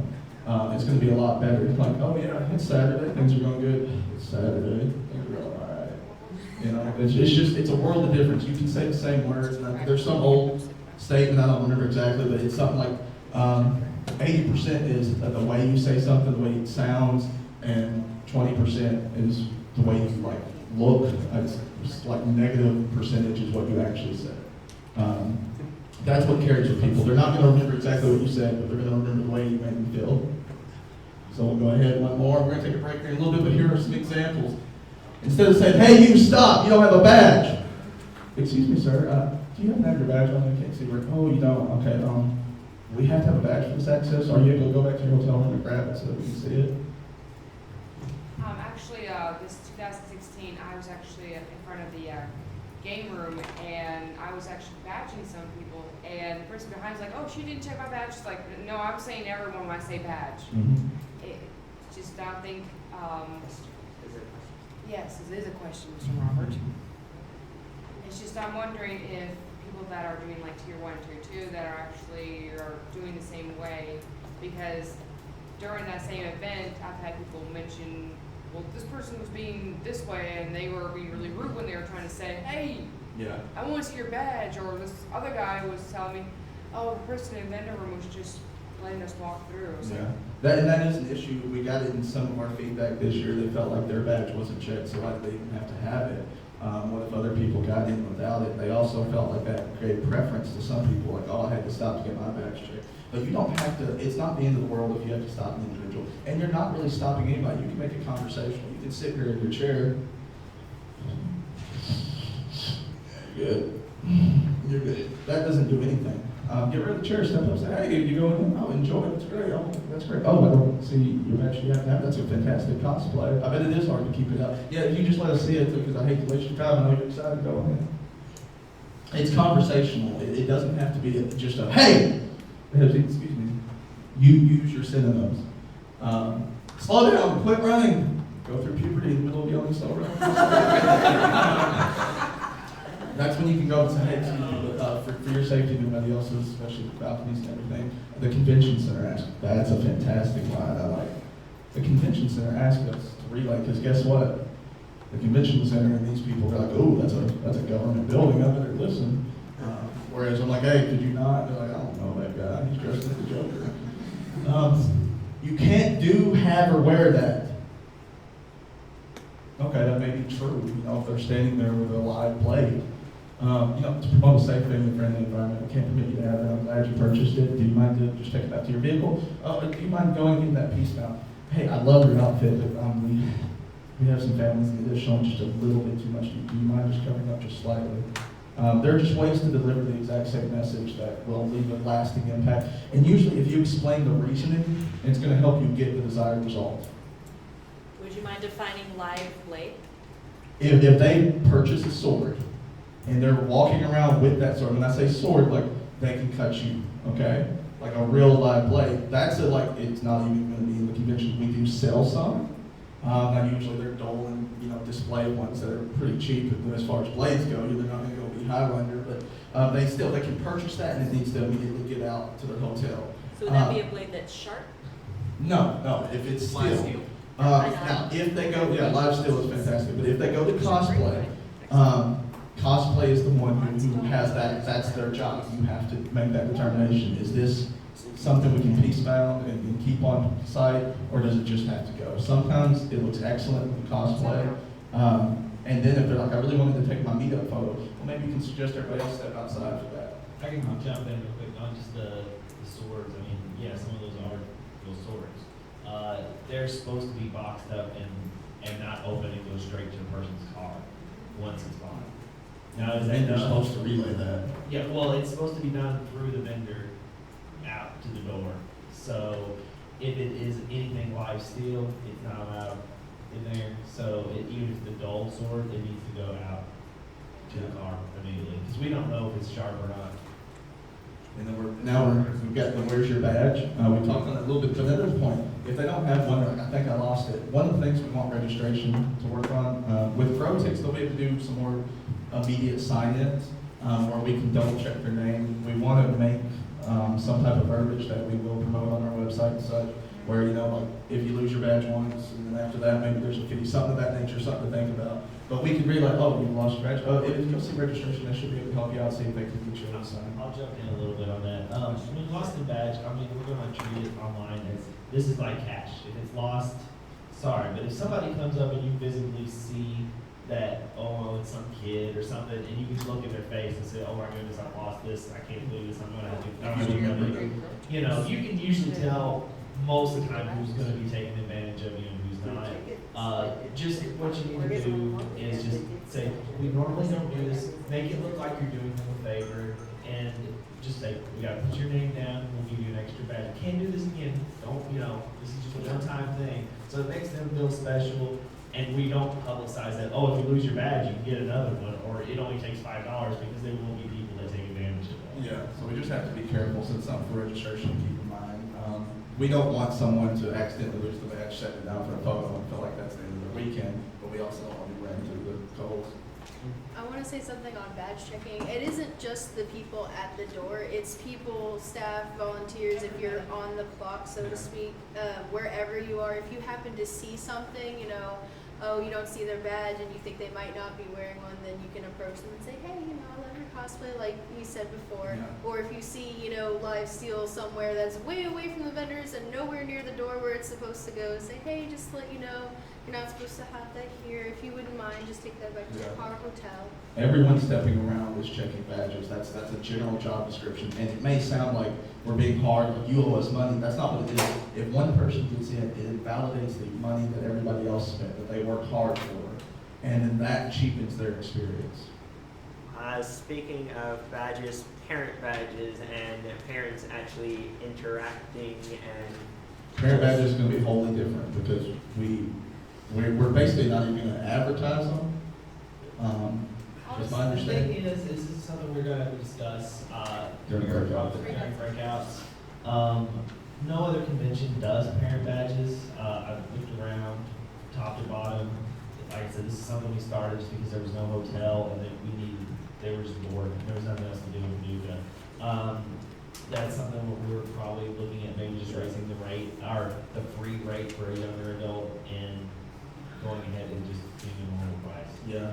And that's because, sure, we can use our own non-advertised just discretion. If we see, like if I take my kids and they want to go to a Minecraft convention, I'm going to be bored to death. That's not why I'm there. I have nothing to do, but I need to be there for my kids. I want to support my kids.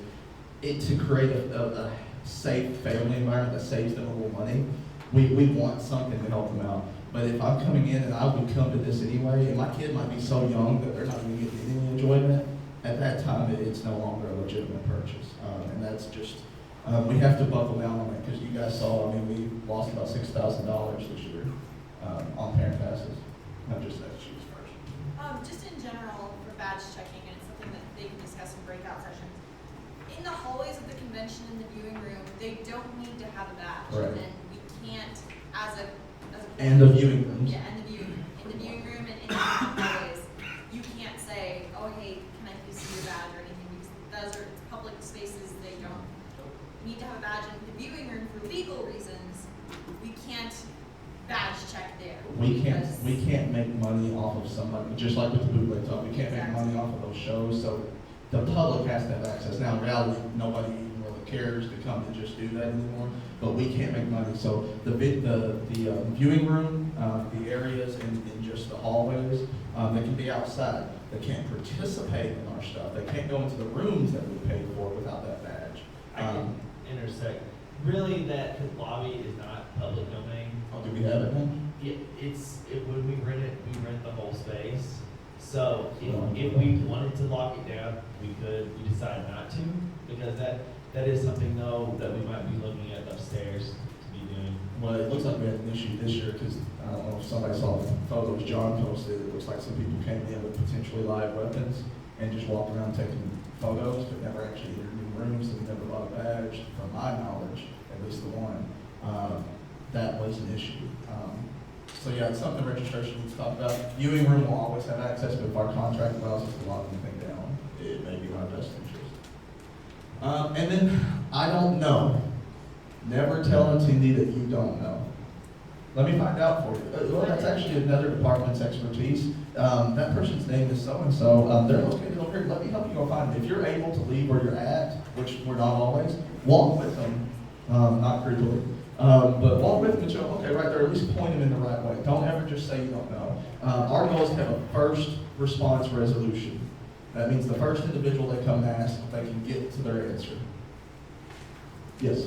And just in general, for all of these, with rephrasing, if you can phrase it as a question, it sounds a lot more polite, it sounds a lot more friendly, and you'll get a better response. So instead of, hey, you stop, oh, hey, can you please not run in this area for your safety?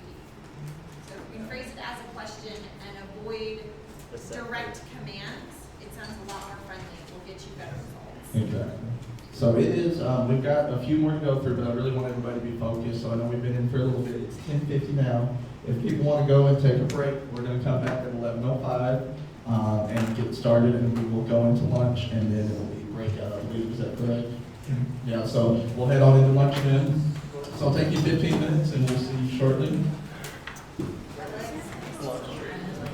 He's the one with the money. Well, it's more like I'm trapped here, so you want to come to me, or... You got a ninja your ways. Hang out on the table. You got room? So, what I was thinking...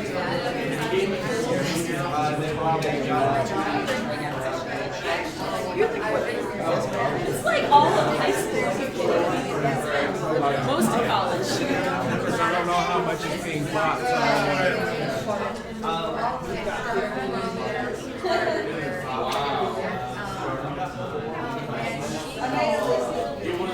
You said you plan on going down there? If I go with you, I can get a discount. I can save you a couple dollars if I'm going.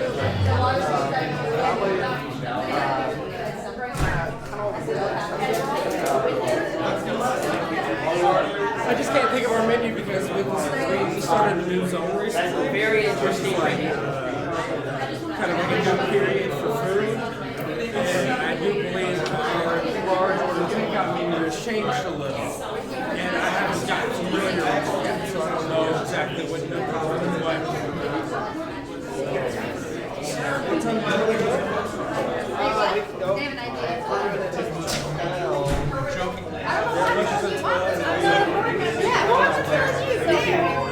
Dude, you have a key to the room. I think that might be the key up there. I'm not for sure. So that would be the best.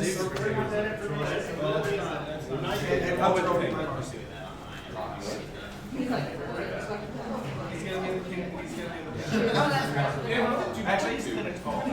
I saw a key up there. I don't know if that was the key. Are you the new Sean? Yep. We're on this floor. Why do I have to? Gross. Do you see Sean's feet? Yeah, we have well, there's that key that we were using that didn't open our door. We only have 2 keys. You have a key? I have a key. Here, I'll give it back. There's a key in there. And I guess I need to I gotta get my keys. Sorry. $20. What do you want? $20, Huggy. Okay, hold on. Are you drunk already? Yeah. These cables. It's a morning mojito. Yeah. I agree. Beat up. Beat up, Walker. I don't know. Oh, Daniel.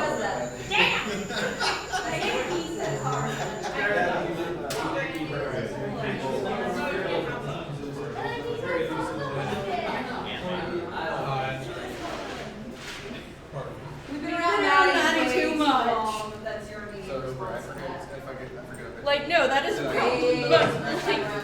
These weekend conference here? They got into the unturned without a badge.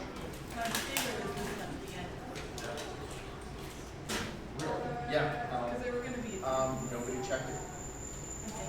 The public,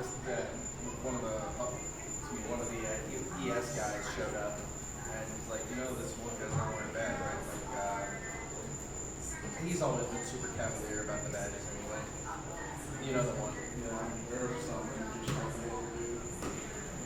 and so I'm like, sorry sir, did you bring your badge with you? He's like, I don't have a badge. It's like, do you plan to go get one? It's like, no. It's like, well, unfortunately I have to ask you. Go pick it. Thank you. Well, let me tell you a story. Jazz. What? Is it all about how you like it upside down? Jazz.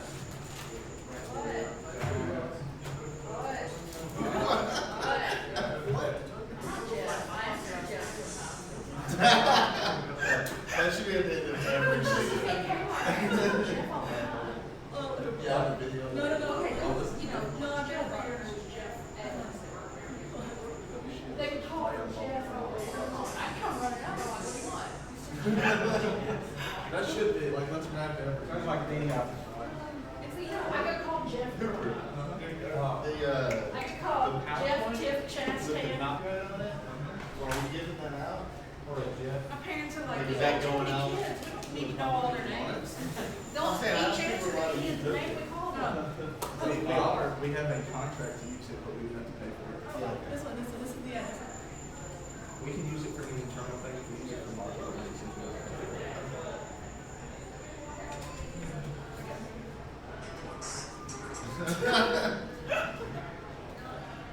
Yeah, as long as it's not for marketing, the contract saves somewhere. I've got a video on how not to check badges and how to check badges.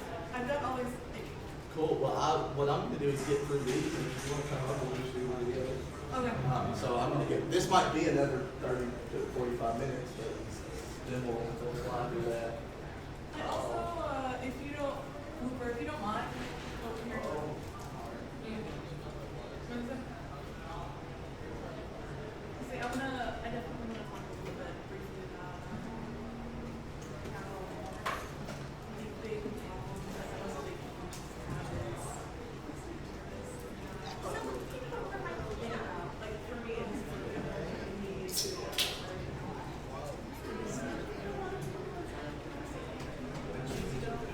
you don't maybe have, like people skills, or maybe you're really shy and really, really mean, kind of like the attender volunteer. There are even conventions that I will go to where we have volunteers for your team, and I'm like, I mean, I didn't even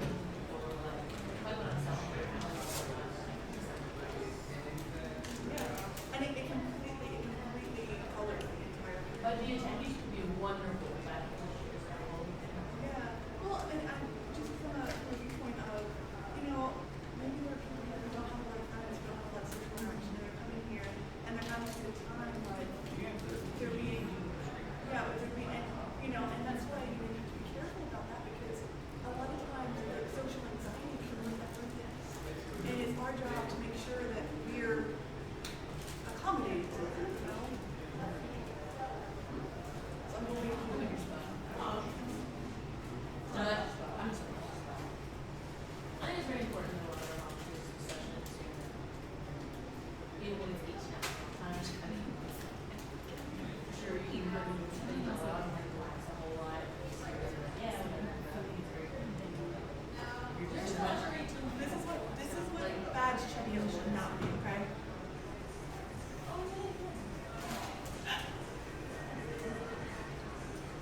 Like, you're still facing the con at 10:30 at night as you are at 10:30 at night. I think even at that time, Buy like, it 4 times the speed, just to staff can look a little more relaxed, they still need to act like they're on the clock. Like, Well, it's gotta be, and they have to, I mean, it's the biggest thing, 'cause that's what people are gonna remember. It's gonna make such a, like, smiling will make such a big difference. Because even if you're saying something, hey, and I don't know if like before or after the videos, but I also wanna just mention briefly, if I can, just an hour and 35 seconds, about smiling, and also how, in a lot of cases,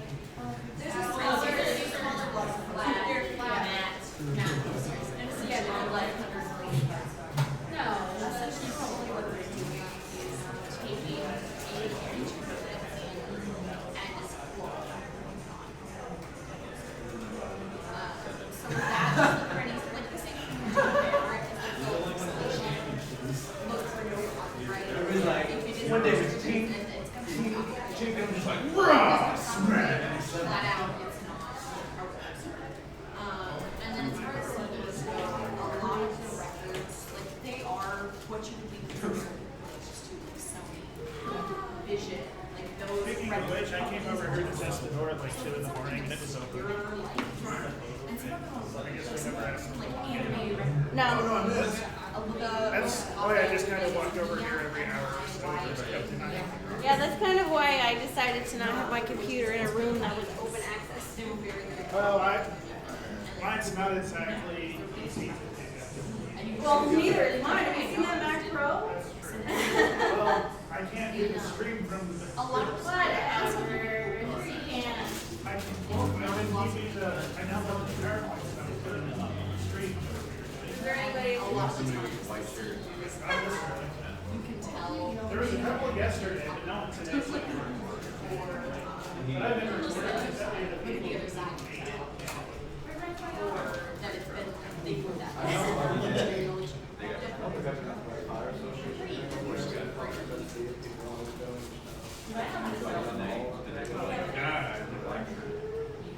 Cause I mean, I know.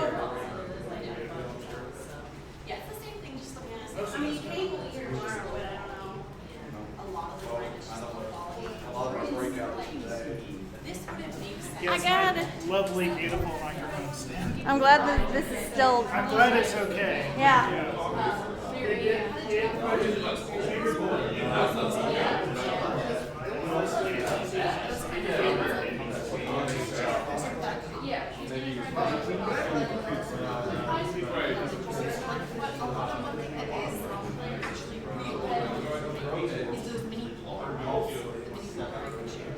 Those are nice. And yeah, the ones that are signed, they might have signed themselves, but that isn't. Now money isn't easy. Those little postcards we check are, basically printed up, if you are alive, the band. No, and then you buy them, at Hughes, and it's like a mini bag system where they give you like it's almost like 4 grams in there.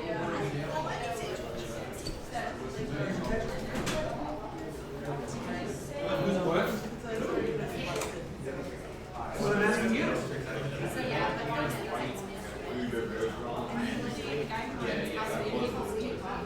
Yeah, I was doing that.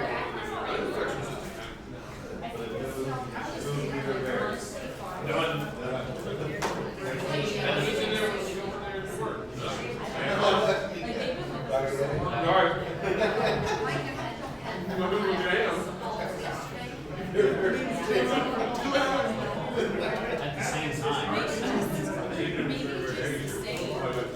It's like whenever I said like games like there's like what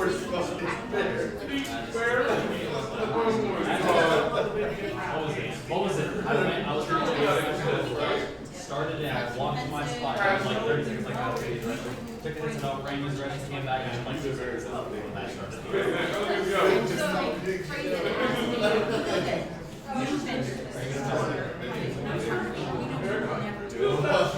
Get a lot of different attendees.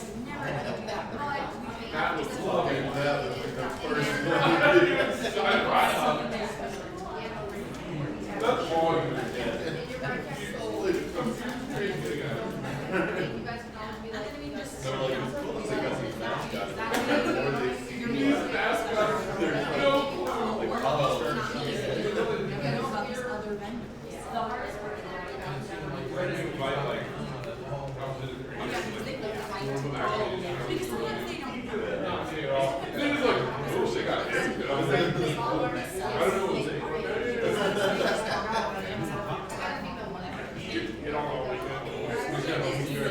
Come back when you're ready.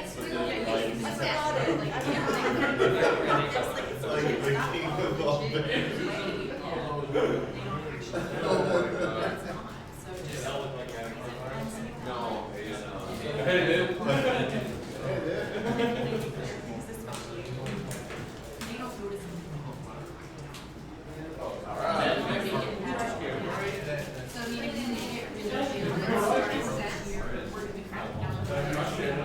All right, if you can hear my voice, you should be coming towards it, which just goes against, what most people do.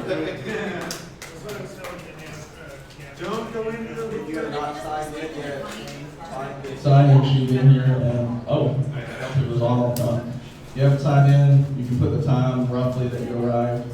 We'll dock your pay if you were late. We're getting paid. I'll count 1-0 off. I'm getting paid in Domino's and Oreo brownies. I'll send my payment.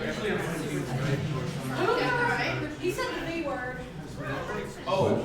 I was tapping on Oreo brownie, Domino's brownie. I think we still have some. I know. Tom expecting all my hair right? I knew there was a potato here.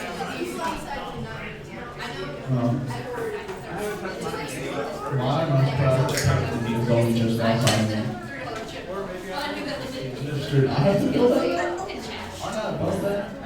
My bugs, authority.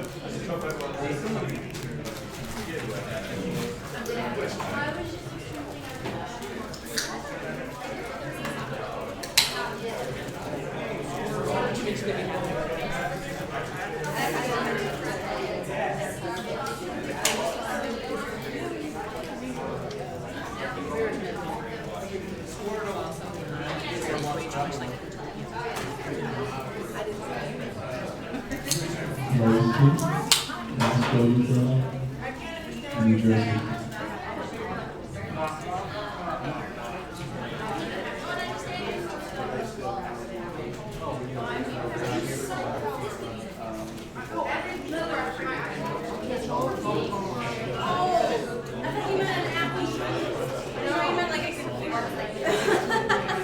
Yes, I do.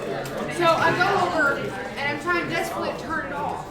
It won't let me turn it off for a good several minutes. I'm like, why is this thing not turning off? But I finally pulled it off after the kids turn on, turn on, turn on, turn off the little power screen. And then finally it goes over and it says 80% beginning, but at the end it says 50%. I was like, Yeah, my laptop laptop is is just just my main computer.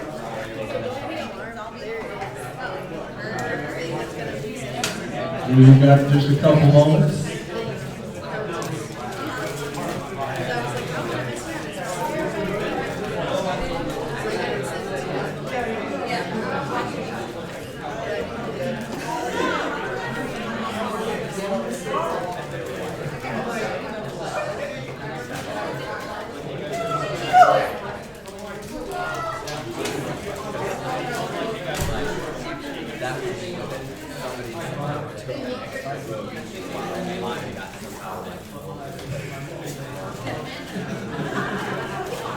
but it's like about 5 minutes.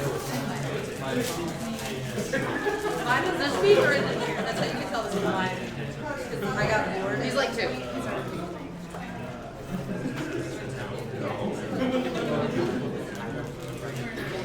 I was practically almost up all night trying to think of designs. My little random people.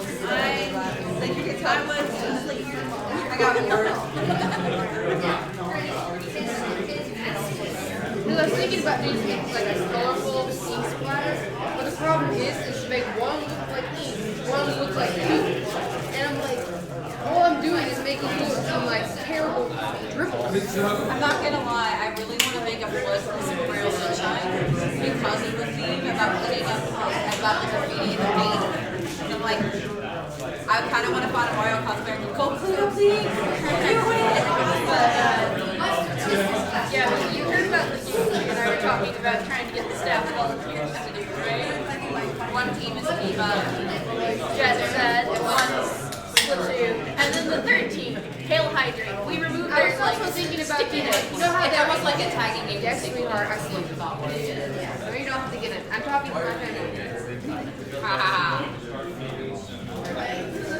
I was thinking how they have the ancient girl, how she's actually holding the thing. I was thinking about having a trail of either her and small footprints or whatever you call it, footprints and stuff like that, and then having people like trying to tag over it or trying to tag around it, and she's just covering it up with it. Well, I think we'll probably end up doing it as a breakout, kind of go separately and try and come up with some ideas. And then we'll show each other what our rough drafts are, and then from there we can add or subtract or figure out what direction we want to go on.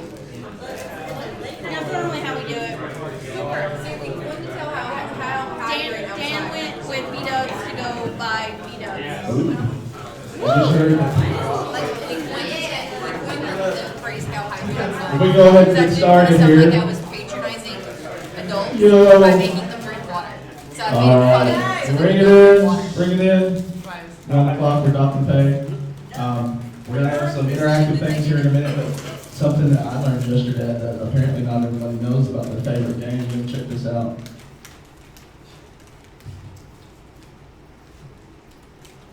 If it works, we all know it's gonna work. You know, sometimes the sound has glitches. It says Pikachu. We were super excited. That's all we know. I don't know if you guys knew that if you click Pikachu, it says Pikachu. So, apparently it's the only one that does that. So, all right, we learned something new. We're gonna go ahead and pick up where we were. We're gonna wrap this up, and then Autumn's got some touching points and video, and then John will join us for some public safety things that are kind of related to customer service and some things to keep a lookout. So we'll go ahead and go to the next slide, please. Everyone remember this gentleman? He died, and then his memory was killed in a really crappy sequel. You may not remember his full sentence was, with little to no power comes extremely important and potentially overwhelming responsibilities. And that's why there's so many different Spider-Men, because they get so freaked out by them. Misused authority was our second big point with people. And that's a very broad concept, but a volunteer staff, even a board of directors badge, does not give us any power over the common activity, just responsibilities. We are not stepping on any toes, we're not interrupting panels just to hang out, we're not going up onto the stage when the DJ's up there. We're not sneaking in things that others can't have. We're not the big fish in the small pond. Does everybody understand that analogy? Just because we're working and it's great, everybody wants to feel important, and we all are important, we're not any more important than the attendees, because without them, there'd be no convention. So just because you have a title doesn't make you better than anybody else. And when you use your title, use it correctly. I'm very proud of the title of president, because it's in name only right now, I don't have to do a lot of work. That's going to change. When I talk to people, I say it like, oh, hey, are you having a good time? Oh, I'm President Taps, we put this on. I'm so glad you're having a good time. That's because I want them to walk away. They're going to be like, that was a really ugly guy, but that's cool that the president said hi. They don't know that I'm just some dude. They don't care. You can use it like that. Yeah, I'm a staff for OMG. I love it. It's great. You're having a good time. And they'll remember that, hey, they actually reached out. They'll go up and be like, oh, I'm staff. I don't have to do that. I'll go get a volunteer to help you. Just be mindful that we're all in this together. Any questions on that? And remember, Uncle Ben was not killed by the second guy that said he was killed by. All right. So to understand that, we're going to go back to where we are in the location. We went over our structure earlier. So yeah, as you go up, you get for legal reasons and just communication reasons, you get titles. But a title is not a VIP status. It's like, I think Gabby could preach to that because she works year-round without pay, at least until now. But it's not like you immediately get to drive off in Cadillacs with supermodels and doing all kinds of cocaine. That's not, I mean, just because I do it, that's unrelated. Blackjack hookers. But yes, it's work. It's real work. It's fun work, and it's rewarding in a way that a check can never be. When you see someone who's socially awkward, meet somebody that's a friend. When you see families form, children born because of interactions that happen at OMG Con, that's amazing. Her putting up with him because of OMG Con. That's going to be more rewarding than anything that a job title could ever give. But it's a lot of work, so don't think that, oh, I'm just going to chase this title and then it's going to be awesome. Because as we talked about in the history of OMG Con, that's happened before. Titles were really important to people, and the work wasn't, and it fell apart. It fell apart fast and hard. You have a lot less free time, and there's more work expected. It's just like with any promotion you get anywhere. All of a sudden, you're even when you're not necessarily on the clock, you're still aware of things that have to be done. You're worried about if things are getting done. You're constantly on the go. The person at the top relies on the aid of everyone, and that's why this picture of a ladder is there. I think I touched on it earlier. If you've got a really tall ladder with nobody to brace the bottom, you're going to be on YouTube looking stupid real fast. That ladder will not remain steady without extra hands at the bottom, and that doesn't make them any less. They are helping and making it possible for each individual who's at every rung of the ladder. No one's above anybody. Yes, sir. Do we have anyone that's professionally trained for hands-on or basically first aid? Anyone trained? I believe we have an RN in this room, if she made it, right there. We have someone else who's entering their final year of RN school. We have a few of us with other levels of medical training. We have people with public safety training, disaster management training. But that's a catch-22, which I'm sure the nurses and nursing students can touch on. They can help to a degree, but there's the issue of liability, what they're allowed to do. I mean, insurance is a big deal. I mean, it's not just, oh, I can help this person. Other things play. There's only so much we're allowed to do. We even have to be careful handing out Tylenol. I mean, it's a very serious thing. So that's why we're lucky to have people who have that training who can give us advice. A lot of times, the most they may be able to do is look at someone. Did I touch on that correctly? Yeah, even though there's something called Good Samaritan, it covers, say, you're hurt, and you're not giving me consent to help you, and I help you, you can technically sue me, even though I was being a Good Samaritan helping you, you did not want my help. So you always have to have that consent. Yeah. So if they go and they give CPR and they break one of your ribs while they do it, and you're alive but you're hurting, I think everybody saw The Incredibles. It's kind of that. Actually, if I remember correctly, when I was doing first aid training down in Florida, if you were out cold, it is basically consent. If you're out cold. If it's like I have to save their life at this exact moment, that's a whole different world. Hopefully that doesn't happen at OMG Con. However, if you're choking and you don't want help, we can't touch you. If you pass out, then we can touch you. Yeah. So just they have to stand around like ambulance chasers waiting. I remember that you guys mentioning this either Saturday or Sunday to us on the field that somebody in the building really was medically like they could drop any moment and that a helicopter might be dropped in, like permanent walkie-talkie outside in case that happens again. Might be a thought. Yeah, we had an issue where an attendee was basically terminal and it could happen at any moment.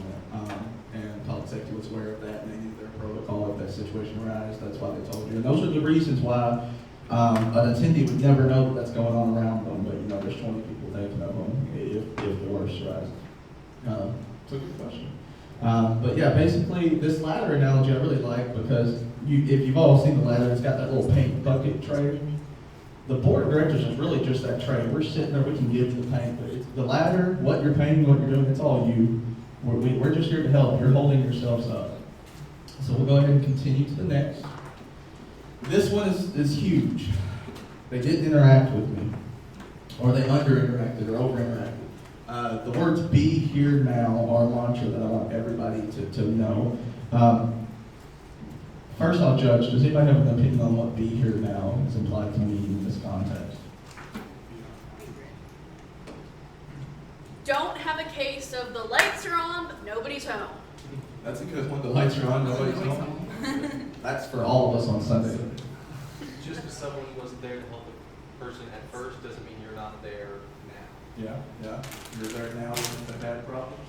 Yeah, to be there physically and also to be engaged in that moment, not thinking about what you're going to do after your shift, not thinking about how drunk you're going to get tonight, but thinking about how can I help this person right now. Oh man, I spent a little too much money. I gotta check my bank account. I'm really nervous about that. I've gotta get back to work. I've got so much to do. I've got that panel I really want to get at. I'm stuck here working. I got in an argument with my friend or my significant other. There's a lot of issues going on. You're only there hopefully maybe a 2-hour shift if you're watching a door or something like that. And all those problems, if they are real problems, unfortunately, I'm probably still going to be there 2 hours from now. There's nothing that thinking and worrying and stressing about them are going to do during those 2 hours. But what will happen is you'll be so focused on what could happen or what has happened, you're missing what is happening. When you're here now in that moment, it doesn't matter how much stress and work that we broke our backs for everything else, you are OMG Con. In that moment, for that individual, you are the entire convention. And you have to be aware, especially with social anxiety. Some people read too much into stuff because they're afraid, especially in a convention like ours, that there's just a lot of social issues at play because we're a very different crowd. Different is the word that we used yesterday, and I like that. Being here now is just you saying, okay, my home life is my home life, my work life is my work life, my con life is my con life. I'm here, I'm a staff member, I'm a volunteer. I'm gonna be right here. I'm not gonna allow myself to stress over everything that's going on in life. I'm not gonna be so focused on something else that I'm not paying attention to here. Because while you're thinking about the past or the future, you're missing the present, and really it's all you get. You don't get that time back. And stressing over something never makes it any easier. I think we were all at least old enough to realize that, even the youngest. So we want you to be here now for that attendee who's walking in that door. Just a smile, just that. Don't be sitting there stressing over whatever's going on. And if you have some serious issues, you're among friends. When you have a minute, come talk. You know, that's what we're here. We're a family. A little more functional than some families, but we are a family. And talk. Because we all have stress. A lot of us may have been through stuff or going through something. Some of us may be going through stuff you don't even know. Because life's not always easy. But it's worth it and it's fun. So be here now is a mantra I want you to drill into your own head, into every volunteer you talk to and interact with. Because they are OMG Con. When they're sitting at the door, they're the person that's seen. They're the visible representation and manifestation of every bit of work that we do throughout the entire year. So even the Tier 1 volunteer, who we may have not even met before, just interacted online, decided they wanted to get the badge. Maybe they're only even there a day. But for that minute, they're the entire convention. And that's a lot of weight, but that's fun weight, because they get the joy of the most exciting part, and arguably the easiest, just hanging out and having fun.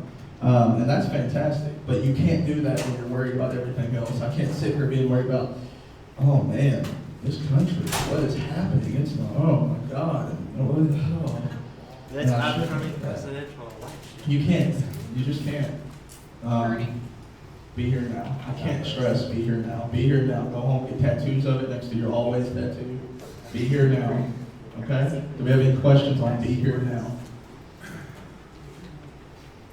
What's going to be part of what you teach your volunteers for your department? Be here now. Friendliness. Don't be a douche. Be here now. Be a better you while you're here, hopefully. Here's ways when you're not interacting to kind of create that interacting. This is something I definitely want to see us incorporate more in registration. The elevator pitch. Has anybody ever heard that term before, the elevator pitch? Yeah. Sometimes it's a good thing, sometimes it's a bad thing, but the idea is you step into an elevator with something and somebody, and they've got just to that next floor to tell you what they do or to sell you something. And that's what you need, an elevator pitch. So I'm in registration and I'm just selling a ticket, but instead let me interact a little bit. Oh, well, in your bag, you're going to have this DVD box. You can actually go purchase the DVD if you want, but when you look at that booklet, it's going to have information on everything. Is there anything particularly you're excited about some of our big events? Because you're still processing everything, but you're actually talking to them. They're coming into that door right now and say, oh, are you excited about this event? Well, you know, I'm a good volunteer and I've double checked what event I'm holding the door for, so let me tell you about it. Oh, it's fantastic. We've been doing it for a few years. It's a wonderful event. That elevator pitch, just a few seconds, it's more than a closed conversation. You're talking to them, and you're also informing them, which erases awareness. Maybe they don't miss an event because they didn't know about it, because how many of them actually look in the booklet if we don't tell them to? No matter how much work we put into it, if we put flashing neon signs to it, they're going to listen to more than just us telling them. That's talk. Just like people learn about the convention from their friend, no matter how much we advertise. And then it can be the banner on the Facebook, and they'll say, I didn't know that was going on. You got to talk to people. Just talk. It's a social convention.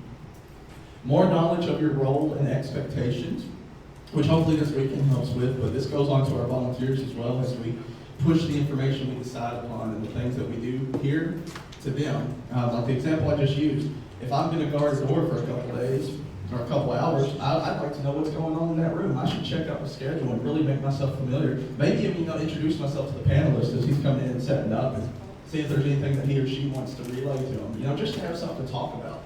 That way when somebody walks by and goes, what's going on in this room? I don't say, I don't know. Because I'm not going to say I don't know ever.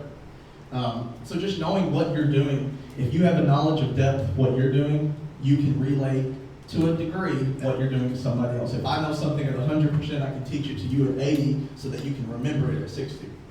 And it's just know what you're doing and what you're expecting so you're not just standing there feeling lost. And then our volunteers will feel more of the family. They don't feel like they were just thrown in the corner and not told something. They'll be a bigger part of us. Say goodbye to the chair. We really want to cut back on a 4-hour standing guarding the door. That's not exciting for anybody. It's easier for us from a scheduling point. Sometimes it's a necessary reality when we have drops and stuff. We want to go back to just maybe an hour and a half, couple hours at most. And then, maybe the chair's there, because you may take a break, and maybe there's not a crowd in the direct middle of the event. But get up from the chair, walk around, say hi, stay, you've got a post, but you've got a little area where you can patrol. Don't be a video game character where the guy's gonna sneak up and I'm gonna kill him even though I'm 2 feet away and he should see me, but he doesn't. Have a little interaction and awareness with the area around you. And once again, the person at the door is OMG Con. For every second you're interacting with the person, you are OMG Con at that exact moment, and you have the power to make us succeed or fail with the words, the impression that you leave on the person. Do we have any questions on that? Does everyone feel kind of a heavy weight on that? Was that a lot? Remember we talked about this weekend, you have a $50,000 impact on this community. Not only are you having an effect on the person you're talking to, you're having an effect on the waitress who they go out to the diner and maybe they tip or not. Or maybe they're depressed and they just leave and they don't go in there and that waitress doesn't get that tip. That local shop doesn't get that money in that business. And it's a lot, it's pretty heavy when you think of it that way, but it can be very rewarding because we're helping a lot of lives, even if we're killing ourselves. Next, please. And combating complaint number 4, gave preference among attendees. We do not have VIPs. Every attendee is equally beloved. Even when we want to strangle them, we love them. All rules and guidelines need to be uniform. We can't let anybody get away with something that the others. And we're all a little guilty of it at times. We think, oh, that's good. I think it's all right. I think it's fine. No, we didn't stop and check because somebody else saw us wave somebody in, and they felt like that invalidated the fact that they didn't get waved. So even if it means that our buddy, we have to sit and actually slow down, even though we feel like we should. Everybody who saw us do that, it gave us a little credibility that we treat everybody the same, and then everybody becomes our buddy. If you feel as though you cannot be impartial, what should you do? Step away from the situation and possibly have the other head of your department handle it. Exactly. We all have made friends throughout the years with some of these people, and maybe they're like, ooh, can I get a few extra tokens or stuff like that? I'm like, I don't know if I can tell them no, but I need to. If you're not comfortable, get someone else, and they don't know them. Like, oh, hey, how are you? Oh, you know her? That's great. It's fantastic. We really can't. We've got a limited amount of these throughout the year. Just whatever. If you feel like you're personally going to be partial, then just step away from that situation. Make somebody else aware of it. Any questions on that? You're all just waiting for food. I should have mentioned food first. Next, please. Should be about. All right, so now we're going to do things to avoid, things that you would do would make you dirt chicken. At a glance, don't curse. Don't trivialize. Trivialize is huge, okay? Somebody comes up and they're a real big fan of some little niche thing. And you say, oh, okay, whatever, that's, nobody really cares about that. It's a dying fandom. Don't you tell me how ever's dying. That's my fandom. I love it. I came here and I'm loving it. I'm going to talk to other people about it all weekend. That's just something they like and something they love. Don't trivialize it. You may not care at all, but for that moment, like, oh, really? I don't know a whole lot about that. What's going on with that? That's Firefly cool. will definitely have a second season. I guarantee. Yeah, Firefly, I'm sure they'll get a second season. I'm sure. They deserve it. They're not overrated. Failing to answer a question. What did we talk about earlier? First encounter resolution. If I can't answer it, let's find somebody who can. We're going to figure out an answer to this question right now with you so you're not left wondering. You're not going to leave your post. A lot of people were guilty of this last year. Some of us are in this room. When you leave your post, you leave a gaping hole. And here's the thing, even if nothing bad happens, volunteers saw that nobody was at that post. They saw that, oh, I just walked in, nobody even stopped me. Why not pay $50 for that? I love being here, but if nobody's going to stop me, we all want to save money. If somebody else is just walking in, why did I have to pay? Why are they better than me? You don't leave your post.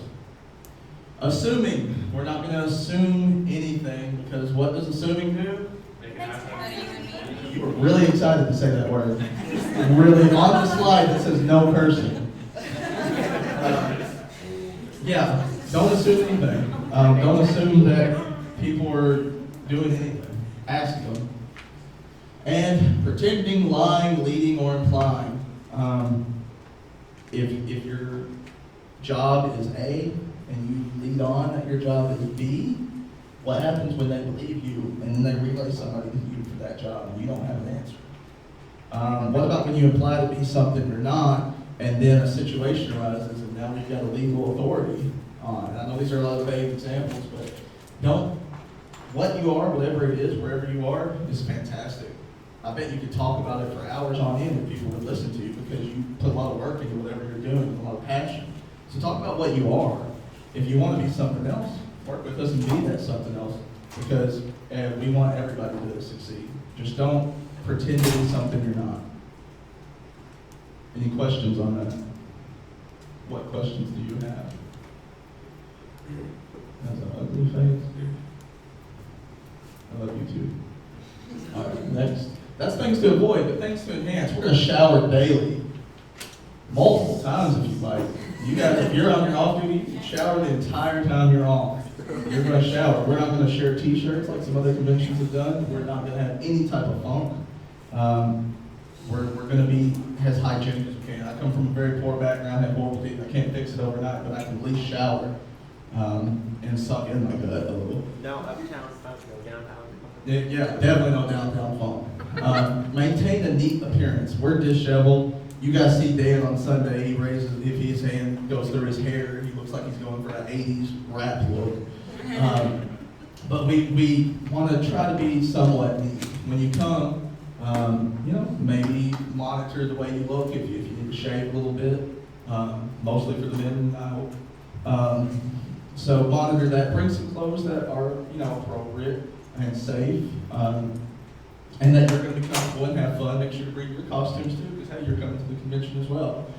Just maintain a neat and nice appearance. Don't bring your shirt that you're going to wear on duty that's saying something super offensive.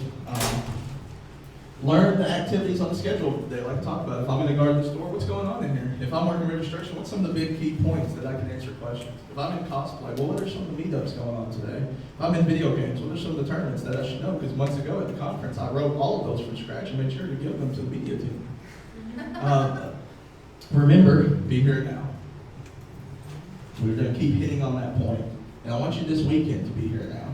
Because if you're here now this weekend, the rest of this year is going to be smooth sailing. Yes. So what exactly does it mean by staff volunteer clothing when on duty? The shirts. The shirts. If you have a staff or volunteer shirt, if you're off duty, we're going to ask that you take it off, because here's the thing. To the attendee, you're now on duty. They may come and ask you questions. They may still kind of know who you are and may ask you some questions. That's fine. Don't worry. Plus, then, if you're off duty and you're relaxed, you may fall into some of those things that you want to talk about, which is absolutely fine. But when you're wearing that, you're implying still that you are OMG Con. So if you go to the Gamergate panel in all your attire, that attendee who may have a different opinion walks away and thinks, man, that OMG Con, they didn't care about my thoughts on that. And I hate using Gamergate because it's like 5 people in the whole world that care. One of you's in here staring me down. But still, that's the reason. When you're off duty, take off the shirt. Not just for that, but for you too. Like, you don't want to sit there and stop and ask 10 questions in your few hours off. Go enjoy the convention. Okay. I was just going to mention on that point, assume that if you're wearing your OMGCon clothing while off duty, it's like walking into Target wearing a red polo. You're asking for it. Best Buy wearing a blue one. Yeah. Walmart a blue one. I'm wearing a polo one anywhere. What's Polo anywhere. What's time off? I get asked everywhere. Polo and khakis, anywhere you go. Yeah, I want to reel it back in. Elijah asked a funny question, but that's a real question. What's time off? For years, a lot of us are guilty. And as you get higher up, you see the on-call things. It's hard to get time off God's weekend. That's why this weekend is so important. Make your schedule. And make sure you have time to step away. This year, the board did that just a little bit. Didn't work out as much as we wanted, but even in the middle of Saturday, being able to step away for 45 minutes or an hour and nap made it get to 2 a.m. a lot easier.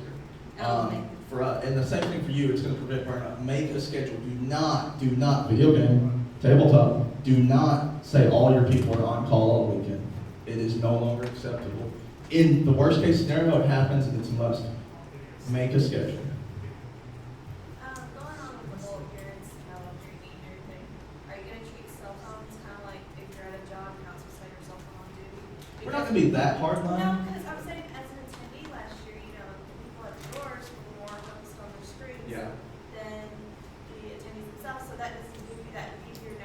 Exactly, be here now. It's one thing, this is kind of more casual, so yeah, if I step up and I say, oh, you're over there, okay, yeah, come here, hey, how are you doing? Hey, I'm just answering a message. That's one thing, but when I'm sitting here and you're walking here, or maybe you're playing your Pokemon and you're saying, hey, what Pokemon do you have? I can't because my phone carrier sucks, but it's still interact. If it's a quick thing, that's fine. Don't be sitting there frozen to your screen.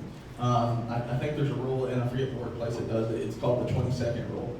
If you can respond to whatever it is within 20 seconds, it's fine. So that's a quick text message or response, or maybe you are interacting like, oh yeah, Pokemon, let's see what we got. That's one thing. Or showing off photos and cosplay, getting a picture, absolutely fine. Don't just be sitting there scrolling through some social media for 30 minutes. That's not the job. Don't be playing a phone game all by yourself, just sitting there. That's not the job. With only wear volunteer clothing underneath, what if you're like cosplay department and you're cosplaying almost the whole weekend? Well, then you're fine. Because, I mean, by the nature of this, some of these people learn our faces, but one as ugly as mine, they can't forget their worst nightmares. So they're stuck seeing some of us, and they may still ask. But if you're in cosplay and you're just enjoying your cosplay, that's one thing. But when you're wearing that officially, logoed, shirt, officially, by the way, it's not bootleg, OMG con attire, that's when you want to take those off. And be mindful of older shirts that you can wear older, because some of our attendees wear older, just normal shirts, but even our old volunteering staff clothing, if you still have the armbands and stuff, be mindful of all that. What is the cosplay, like, if you're volunteering or staff at that moment, what is the rule on cosplay? Rule on cosplay, okay. This is a good one. Each department has the ability to monitor their own. We don't care if you cosplay, as long as whatever you're cosplaying has cannot interfere with the duties of your job. Some departments, like I think tabletop, they said they had trouble finding people. Yeah, they may want to be more mindful of tabletop, because a lot of the tabletop, they have to sit down at the table with people, so it's harder to pick them out in the crowd. So maybe they want to wear their shirts, potentially, something to keep in mind. But same with video games, there's such a huge sea of people. They may need a shirt or something that will identify real quick. But other departments, cosplay is easy. If you're in the registration booth, you're behind the booth. They know you're working registration. So as long as it doesn't interfere with the duties of your job, wear it. Go for it. Like if you're badge checking, don't wear something that will restrict your vision.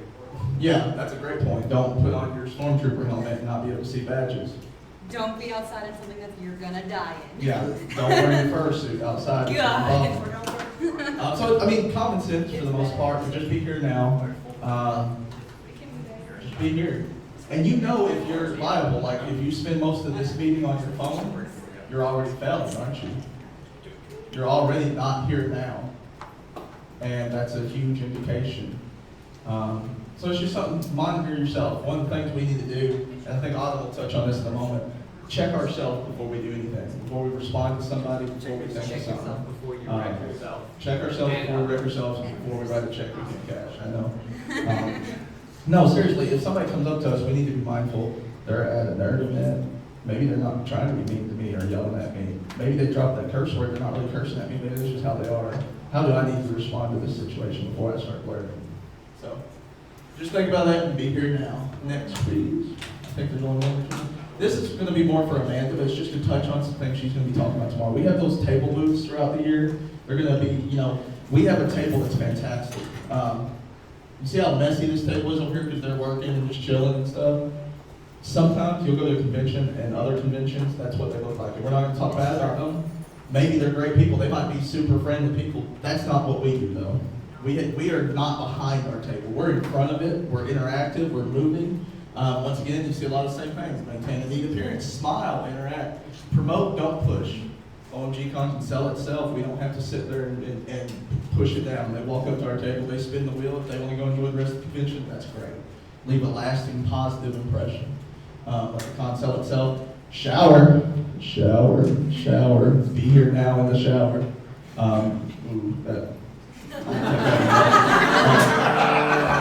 Have decorum and awareness of the things you say. So yeah, a neat appearance and all that. And maybe one more like that. Or is this part of this? Okay, so we're going to bring up Autumn and some helpers back there. We're lucky enough to bring, while they're getting their videos set up, I'm going to ask John to come up. John's going to highlight some things that we all need to be mindful of. We're talking about badge checking. He's going to show you something that we don't all have the same level of awareness. We talk about that yesterday with AV. Not all of us know anything about AV. There are things we need to look for public safety. John's also monitoring the fact that right now we're all casual and he's wearing a t-shirt that he wouldn't want to wear if he was on duty. It's hilarious. But he's gonna take over and show you some stuff.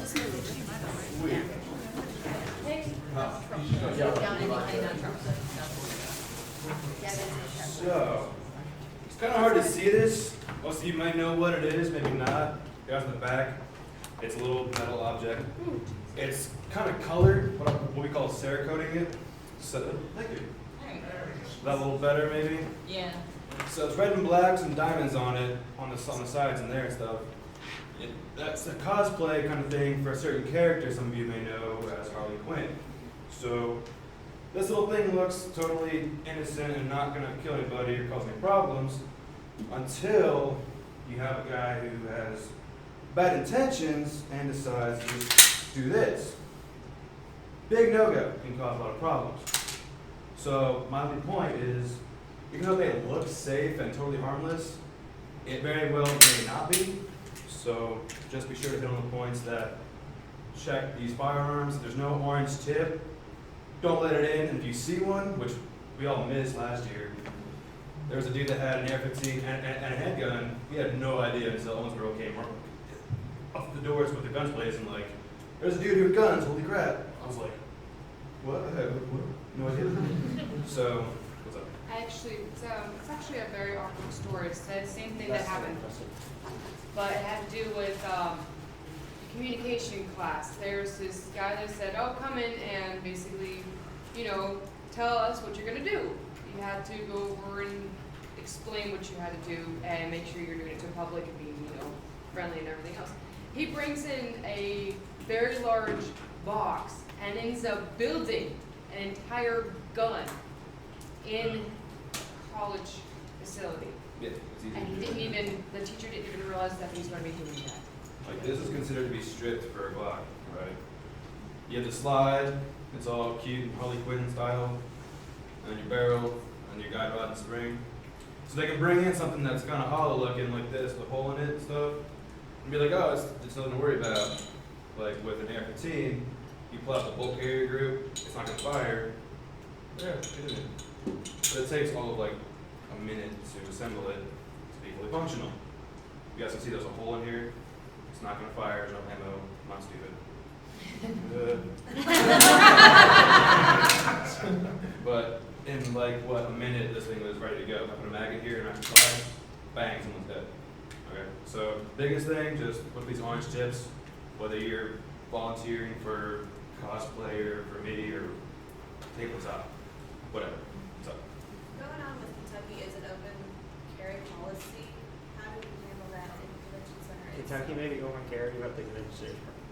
Okay, so if I'm going to touch on that, open carry, me personally, screw that. Totally stupid. Why are you saying? Oh. Just put this like in your pocket over your side. Yeah, so shoot my nuts off. So you're talking to Mr. Microphone over here, yeah? So Hooper's talking to this guy, he's open carrying his firearm. No, I love walls. I'm some crazy asshole, part of my friend, so wants to kill everybody. All I have to do is go up to Hooper here and be like, oh, hey, thanks, bang, dead. So there's that. But also last year, some kids saw that got the gun outside, started freaking out, calling the cops, like, oh shit, there's a gun here, we're gonna die. And like, at that time was Orlando, wasn't it? Same weekend. So everyone's freaking the hell out. Yeah. So there's that. We can post signs on the window saying no guns allowed. But by doing that, anyone who has a concealed carry permit, like I can carry this concealed and no one has any idea. So no one can take it from me, no one's gonna see it and be like, holy crap, or I'm gonna die. But by putting the sign up, that tells me I cannot carry in there. If I do, I'll be in trouble. So that's kind of a gray area. The issue that poses with that is, that sign up there is a big target.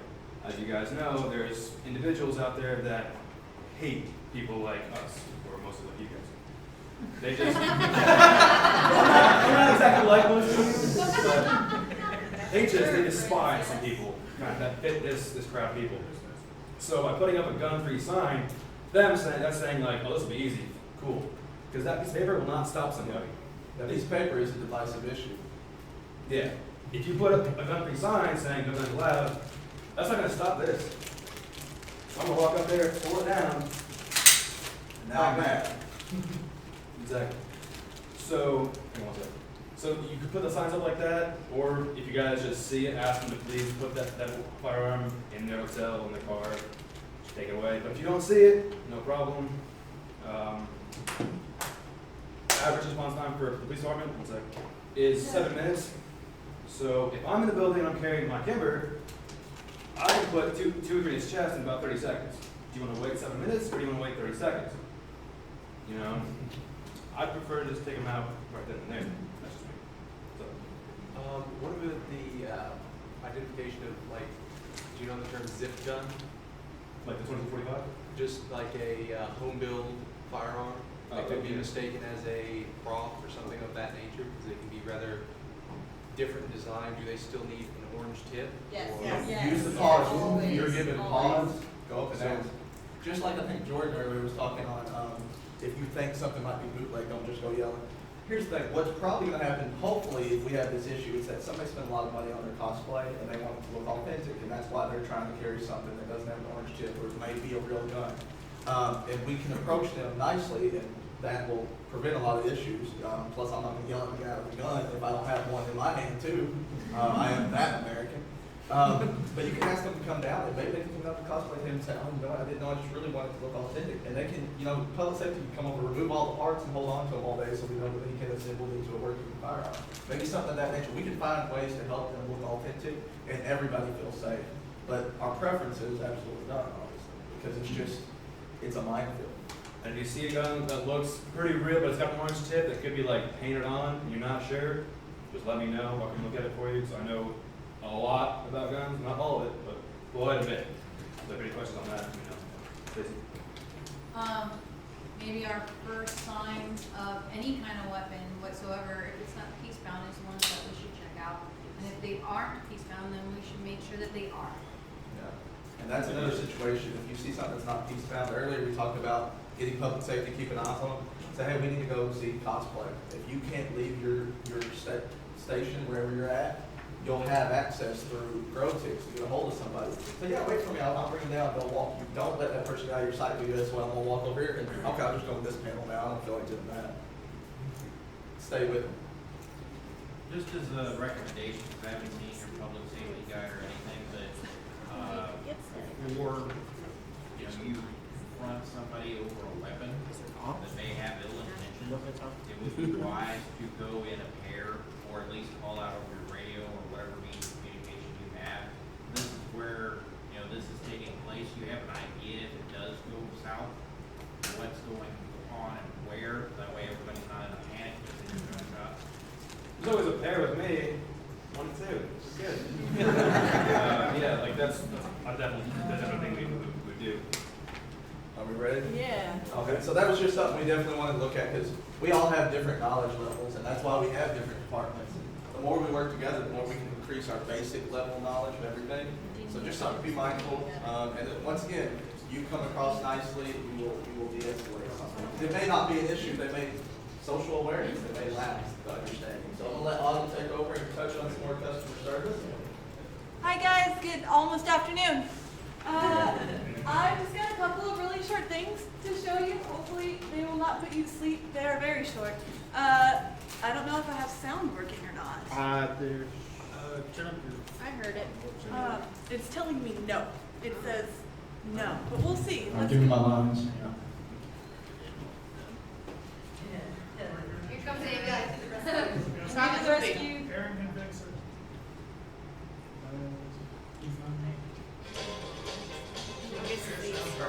Okay. Hand me the cable. Yeah, it's on table. Yeah, from there.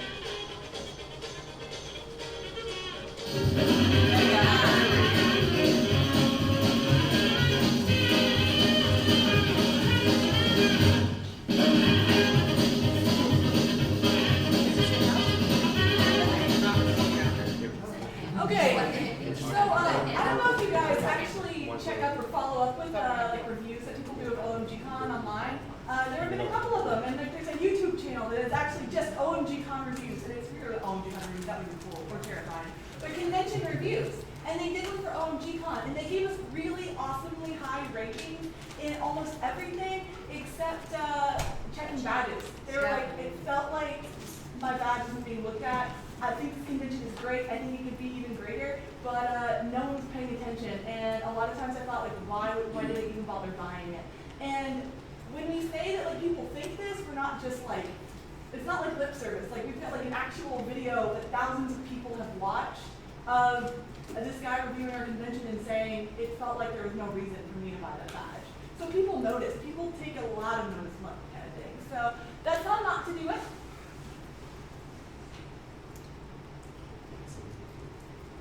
And this is how you should do it. And that's how you should not full screen something.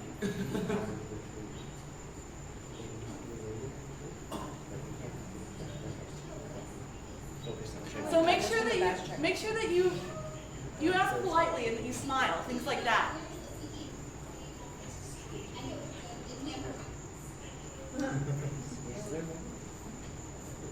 And like they mentioned before, you can still be on your phone or still be entertaining yourself while engaging with people.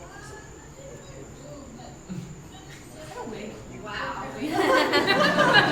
Hair, guys. I wear wigs. And if you have to turn somebody away, you can be polite. So like, if you have to turn somebody away, you can be polite about turning them away. You can be polite but firm and still not leave a bad impression with them. So, what? Sure. This year, there was an attendee I found in the lobby, or they were about to head upstairs, and I didn't see their badge. I said, "Hey there, how are you doing convention?" You know, they're like, "Oh yeah, it's great. I'm about to go to a panel." I'm like, "Hey, would you mind if I could see your badge? I don't see it anywhere on you." And he's like, "Oh, I left it in the hotel, and but my friends are there, and they're doing some stuff, so I don't want to interrupt." And I'm like, "Well, unfortunately, you know, we do have to have the badge here, so." For you to go into like the panels and stuff, and so he's like, "Oh, okay, I understand," and then he went back to the hotel and got his badge. So they can be understanding about it. We talked about language and stuff before earlier too. I don't know if this is the right one, but we'll see. The attendees can hear us. Maybe they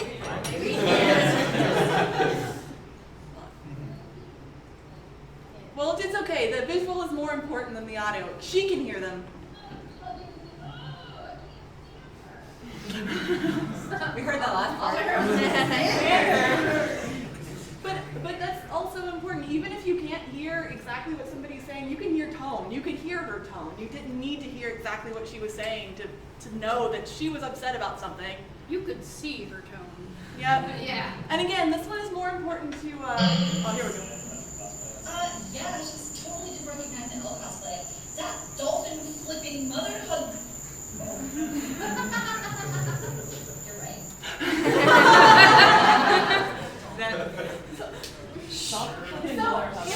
If something like that happens, if you're working with somebody who is being, out of line or maybe being insulting or cursing, I mean, maybe don't touch their mouth.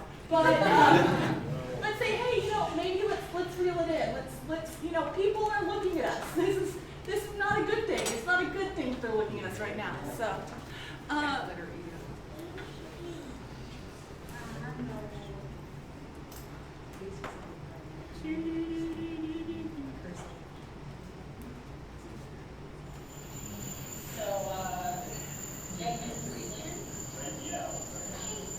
Hey, do you guys happen to know when the Greg's autographs are? Sure, I'm sure I can help you with that. Let's see, autographs are starting at 2 p.m. in this room right here. So you're gonna go up the escalator to the 3rd floor and go to the west hallway, and it's the 3rd room down. Is that right? Thank you so much. Yeah, you're welcome. See you. Bye. When you go to conventions or go to any kind of event, as an attendee, there is nothing more frustrating than, oh, I found these keys, I'm going to turn them into the lost and found, and you go to the info booth. Where's the lost and found? I don't know, check Con Ops. You go to Con Ops. I don't know, check the info booth. And that happens. It happens at larger conventions that's one of the biggest problems when conventions grow, is that they don't know, and then people don't try.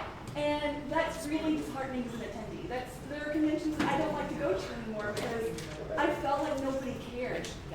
Even though I had a great time with the other attendees, with people like you, and people like me, you don't want to be where people don't want you. And it felt like nobody there wanted me there. So be like that. Don't be like this. Don't say I don't know. I'll know, but I'll find out for you. Always be helpful, not like I played. It's okay, you don't need to.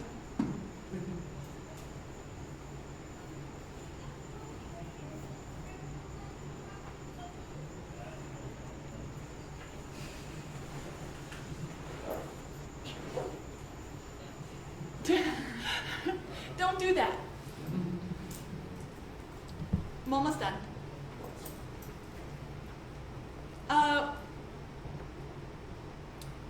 We talked about how cosplay is not consent.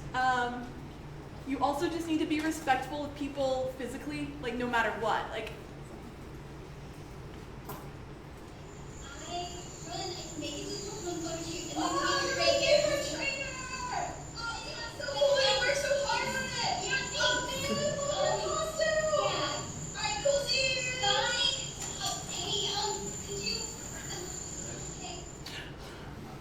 so when you do that, you end up with Uncomfortable people. you end up with people who are uncomfortable. You end up with people who feel like they're not being respected, and you end up with photos like this. We're gonna put that on the Facebook. So what we're aiming for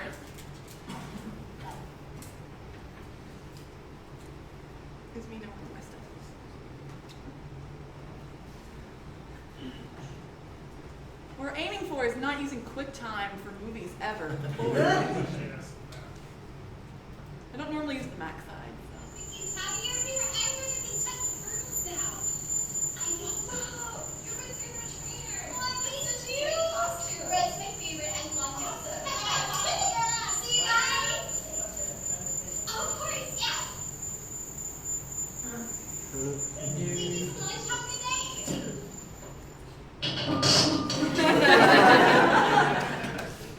So what we want are photos like this.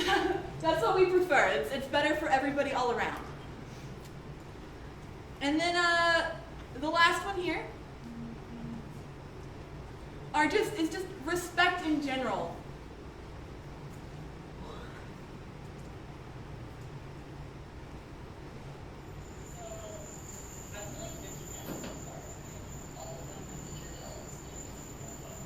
Oh, hey, girl.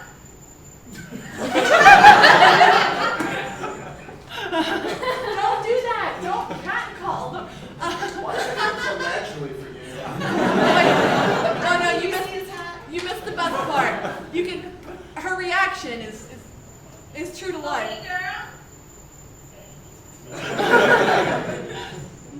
What? So don't. Oh, Hannah backing away in terror and fear because she's 4'9" and could be squished by a mean plant. So that's it. Please just smile. Smiling makes a difference.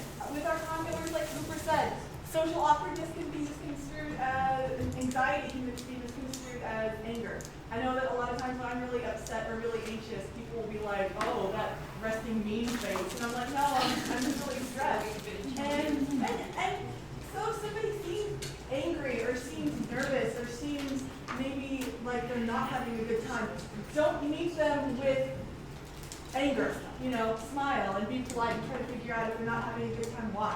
Because maybe they just need somebody to be nice to them. That's me on my bad days. Thanks. We love you, Anna. Woo! Thank you,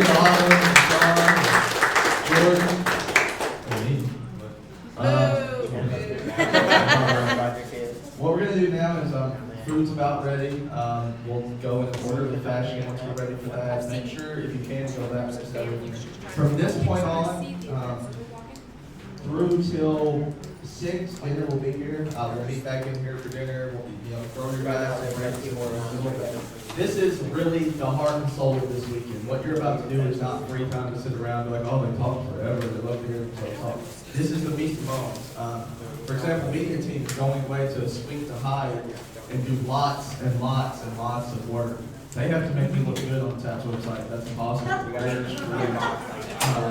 There's lots of work to be done, and there's lots of value in these next few hours. You can really get together. And it's not just talking about ideas. Figure out the idea, put it into action. What are we going to do? Come back with concrete schedules, concrete tournament goals. And once you get something where you're pretty happy with it, double check with AV. Is this going to be possible? Are we going to do that? Yeah, I can work that. I'll just need to get that. Okay, there it is. Come up with Dan. Is this going to be possible with Treasure? We'll be going around this entire time.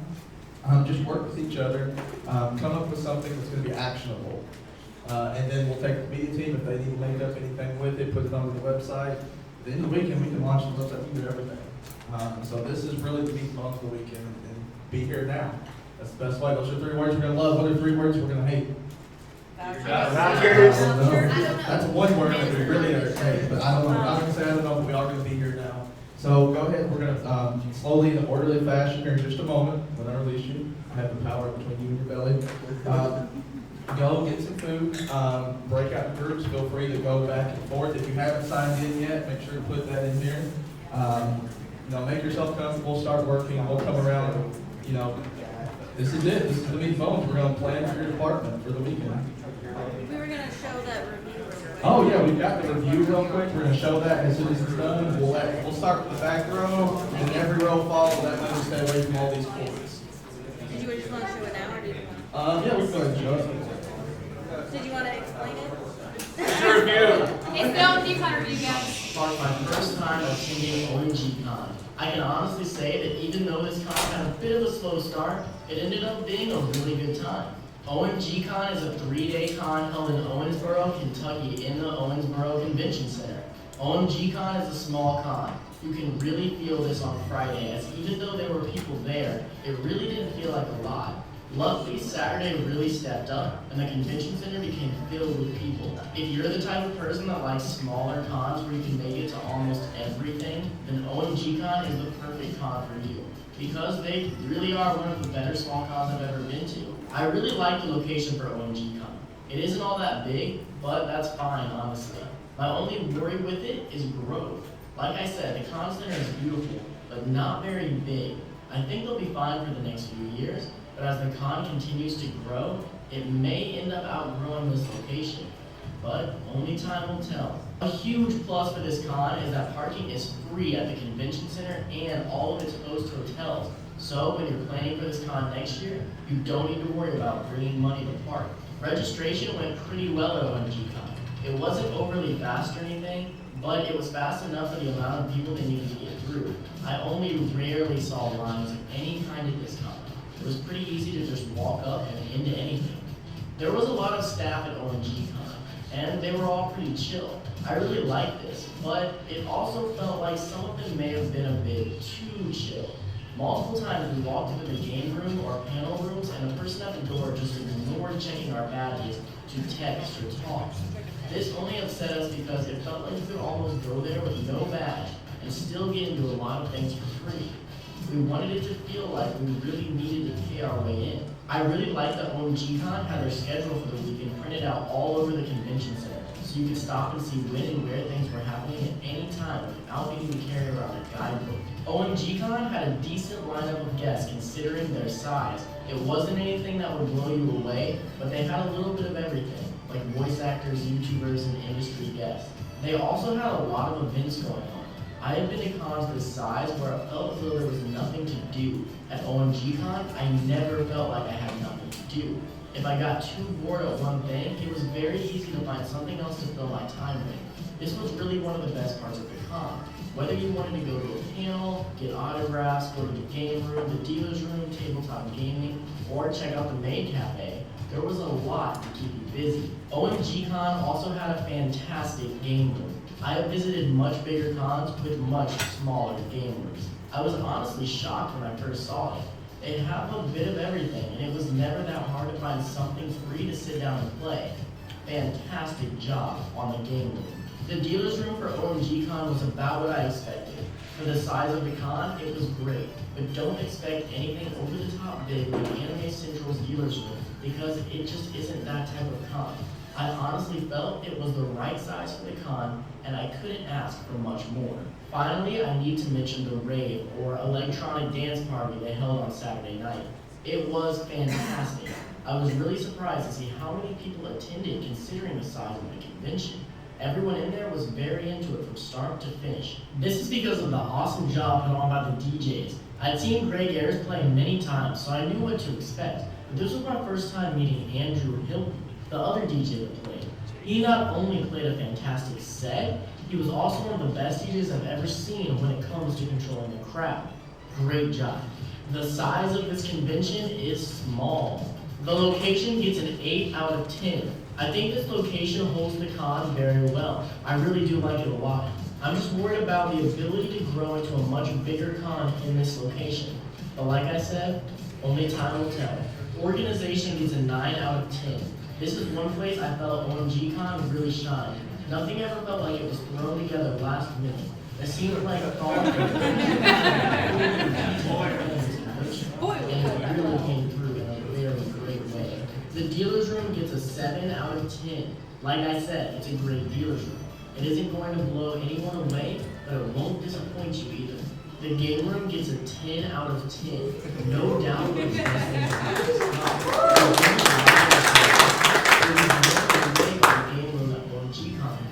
For the size of the con, I really think this game room is perfect. The guests get a 7 out of 10. They had a good guest list for their size, but I would really love to see them get even more guests in the future, as it could really help pull more people out to this con. Panels get a 9 out of 10. There was no lack of things to do at OMG Con. Most every panel I went to started right on time or pretty close to it.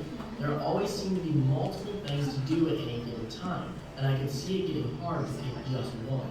Staff gets an 8 out of 10. The staff was awesome. They seemed to be very helpful and full of energy. My only complaint really was that some of them didn't check badges when they went into some areas of the con.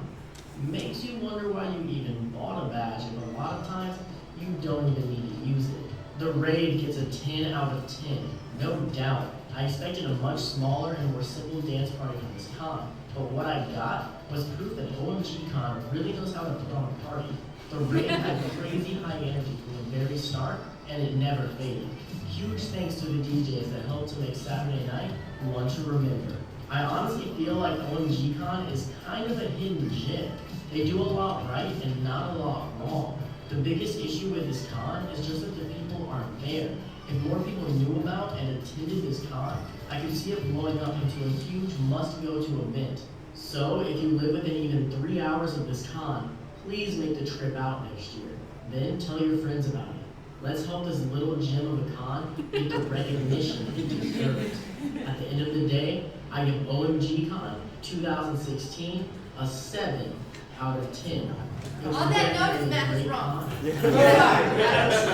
math is wrong. His math is wrong. What's the correct math? Looks like 8.5. 8.5. And you average it, it's an 8.5. Yeah, 8.5. We're almost ready. Got one quick statement. Guys, You gotta remember the negative things. Hey, guys, excuse me, thank you. Now, this guy didn't just do one review, he did one for each day. The first day, he was extremely impressed with our case, with our little booklets and stuff. He really liked it. Really, really liked it. He loved our location because he's really into photography. So that was great. Some of the stuff that he did talk about that he, in his day-by-days, that he did not go over in the overall review, he did complain more about the staff. Then he went on that rating that we got for an 8 probably should not have been that high. And I do have to disagree with his rating on the guests. It was just because of his lack of knowledge on all our guests that he gave it such a low rating. So I just wanted to clear some of those things up. Just like was said, that's the Con Reviews YouTube channel, and it may be beneficial for programming volunteers specifically to take a chance and watch those videos just to see what was said, because he has a pretty decent following, and they all watched it. So with that, thank you guys for the last day. I know we went through a lot of the history of OMG Con and customer service, but those are very two just big points. So just for safety's sake, if we'll start with John's row and just kind of work our way coming this way. Grab your notes, take them with you, find where you want your groups to be. Real quick. One thing that needs to be said, because not everybody knows, when they say staff interviews, they also mean the volunteer. Yeah, good point. Listen, staff, they just mean all of us. Yeah, they don't differentiate. But get some food and then sit down with your peeps. If you end up thinking these peeps get shower today, I don't like it, you can go to other people. But anywhere you feel interested, if you're interested, then you're gonna really have a drive. So get you some food for the next hour. This is the meeting bonus, people. And we'll be coming around to help any way we can. Did you give this to Amanda? I was like, that's not my own. It was from a notebook about what to start writing a policy. Oh, this wasn't here. Yeah, I'm running contracts. Oh, surveys.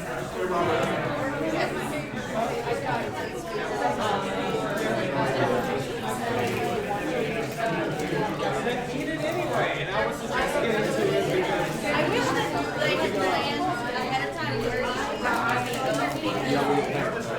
because if you want to change departments, you don't know where to go. That's yeah, we could do that. Yeah, I mean, there's like over there. I mean, media comes in 220. While we've got a lot of us going in real quick, I think there's some value that's been spoken on, knowing where each department's going to be. Please listen, in case you want to switch or just see, or if you need to reach out to another department for something you're doing, there's value to that. The tabletop and video game departments are meeting in the River View room, I believe is the name of the other room in there. The media team is in their own suite. I'm not going to tell you what it is because I don't want you to bother them. But she's going to yell it out, so it's our call. It's fine if they want to actually talk to us. In here will be volunteers, programming. I know that John is with Public Safety. He's going to actually be leaving shortly to go meet with members of the Owensboro Police community to get some tips and pointers that he'll bring back. A&B, I believe, is going to be leaving to do some cataloging of things. Is that true? Yeah, I believe so. Okay, at some point. We've also got cosplay will be in our food room once people get done with food. We're done at 2. Oh, yeah, they're going to be at 208. So really, if I can get a point person for every single department that's come up, we'll keep a list up here so we know where everybody's at, so we can interview everybody. And dinner is at 6. Get yourself a break in there as well. Like some of the more simple stuff, like send out contractors. That is a good idea. Yes. Right there, the 145.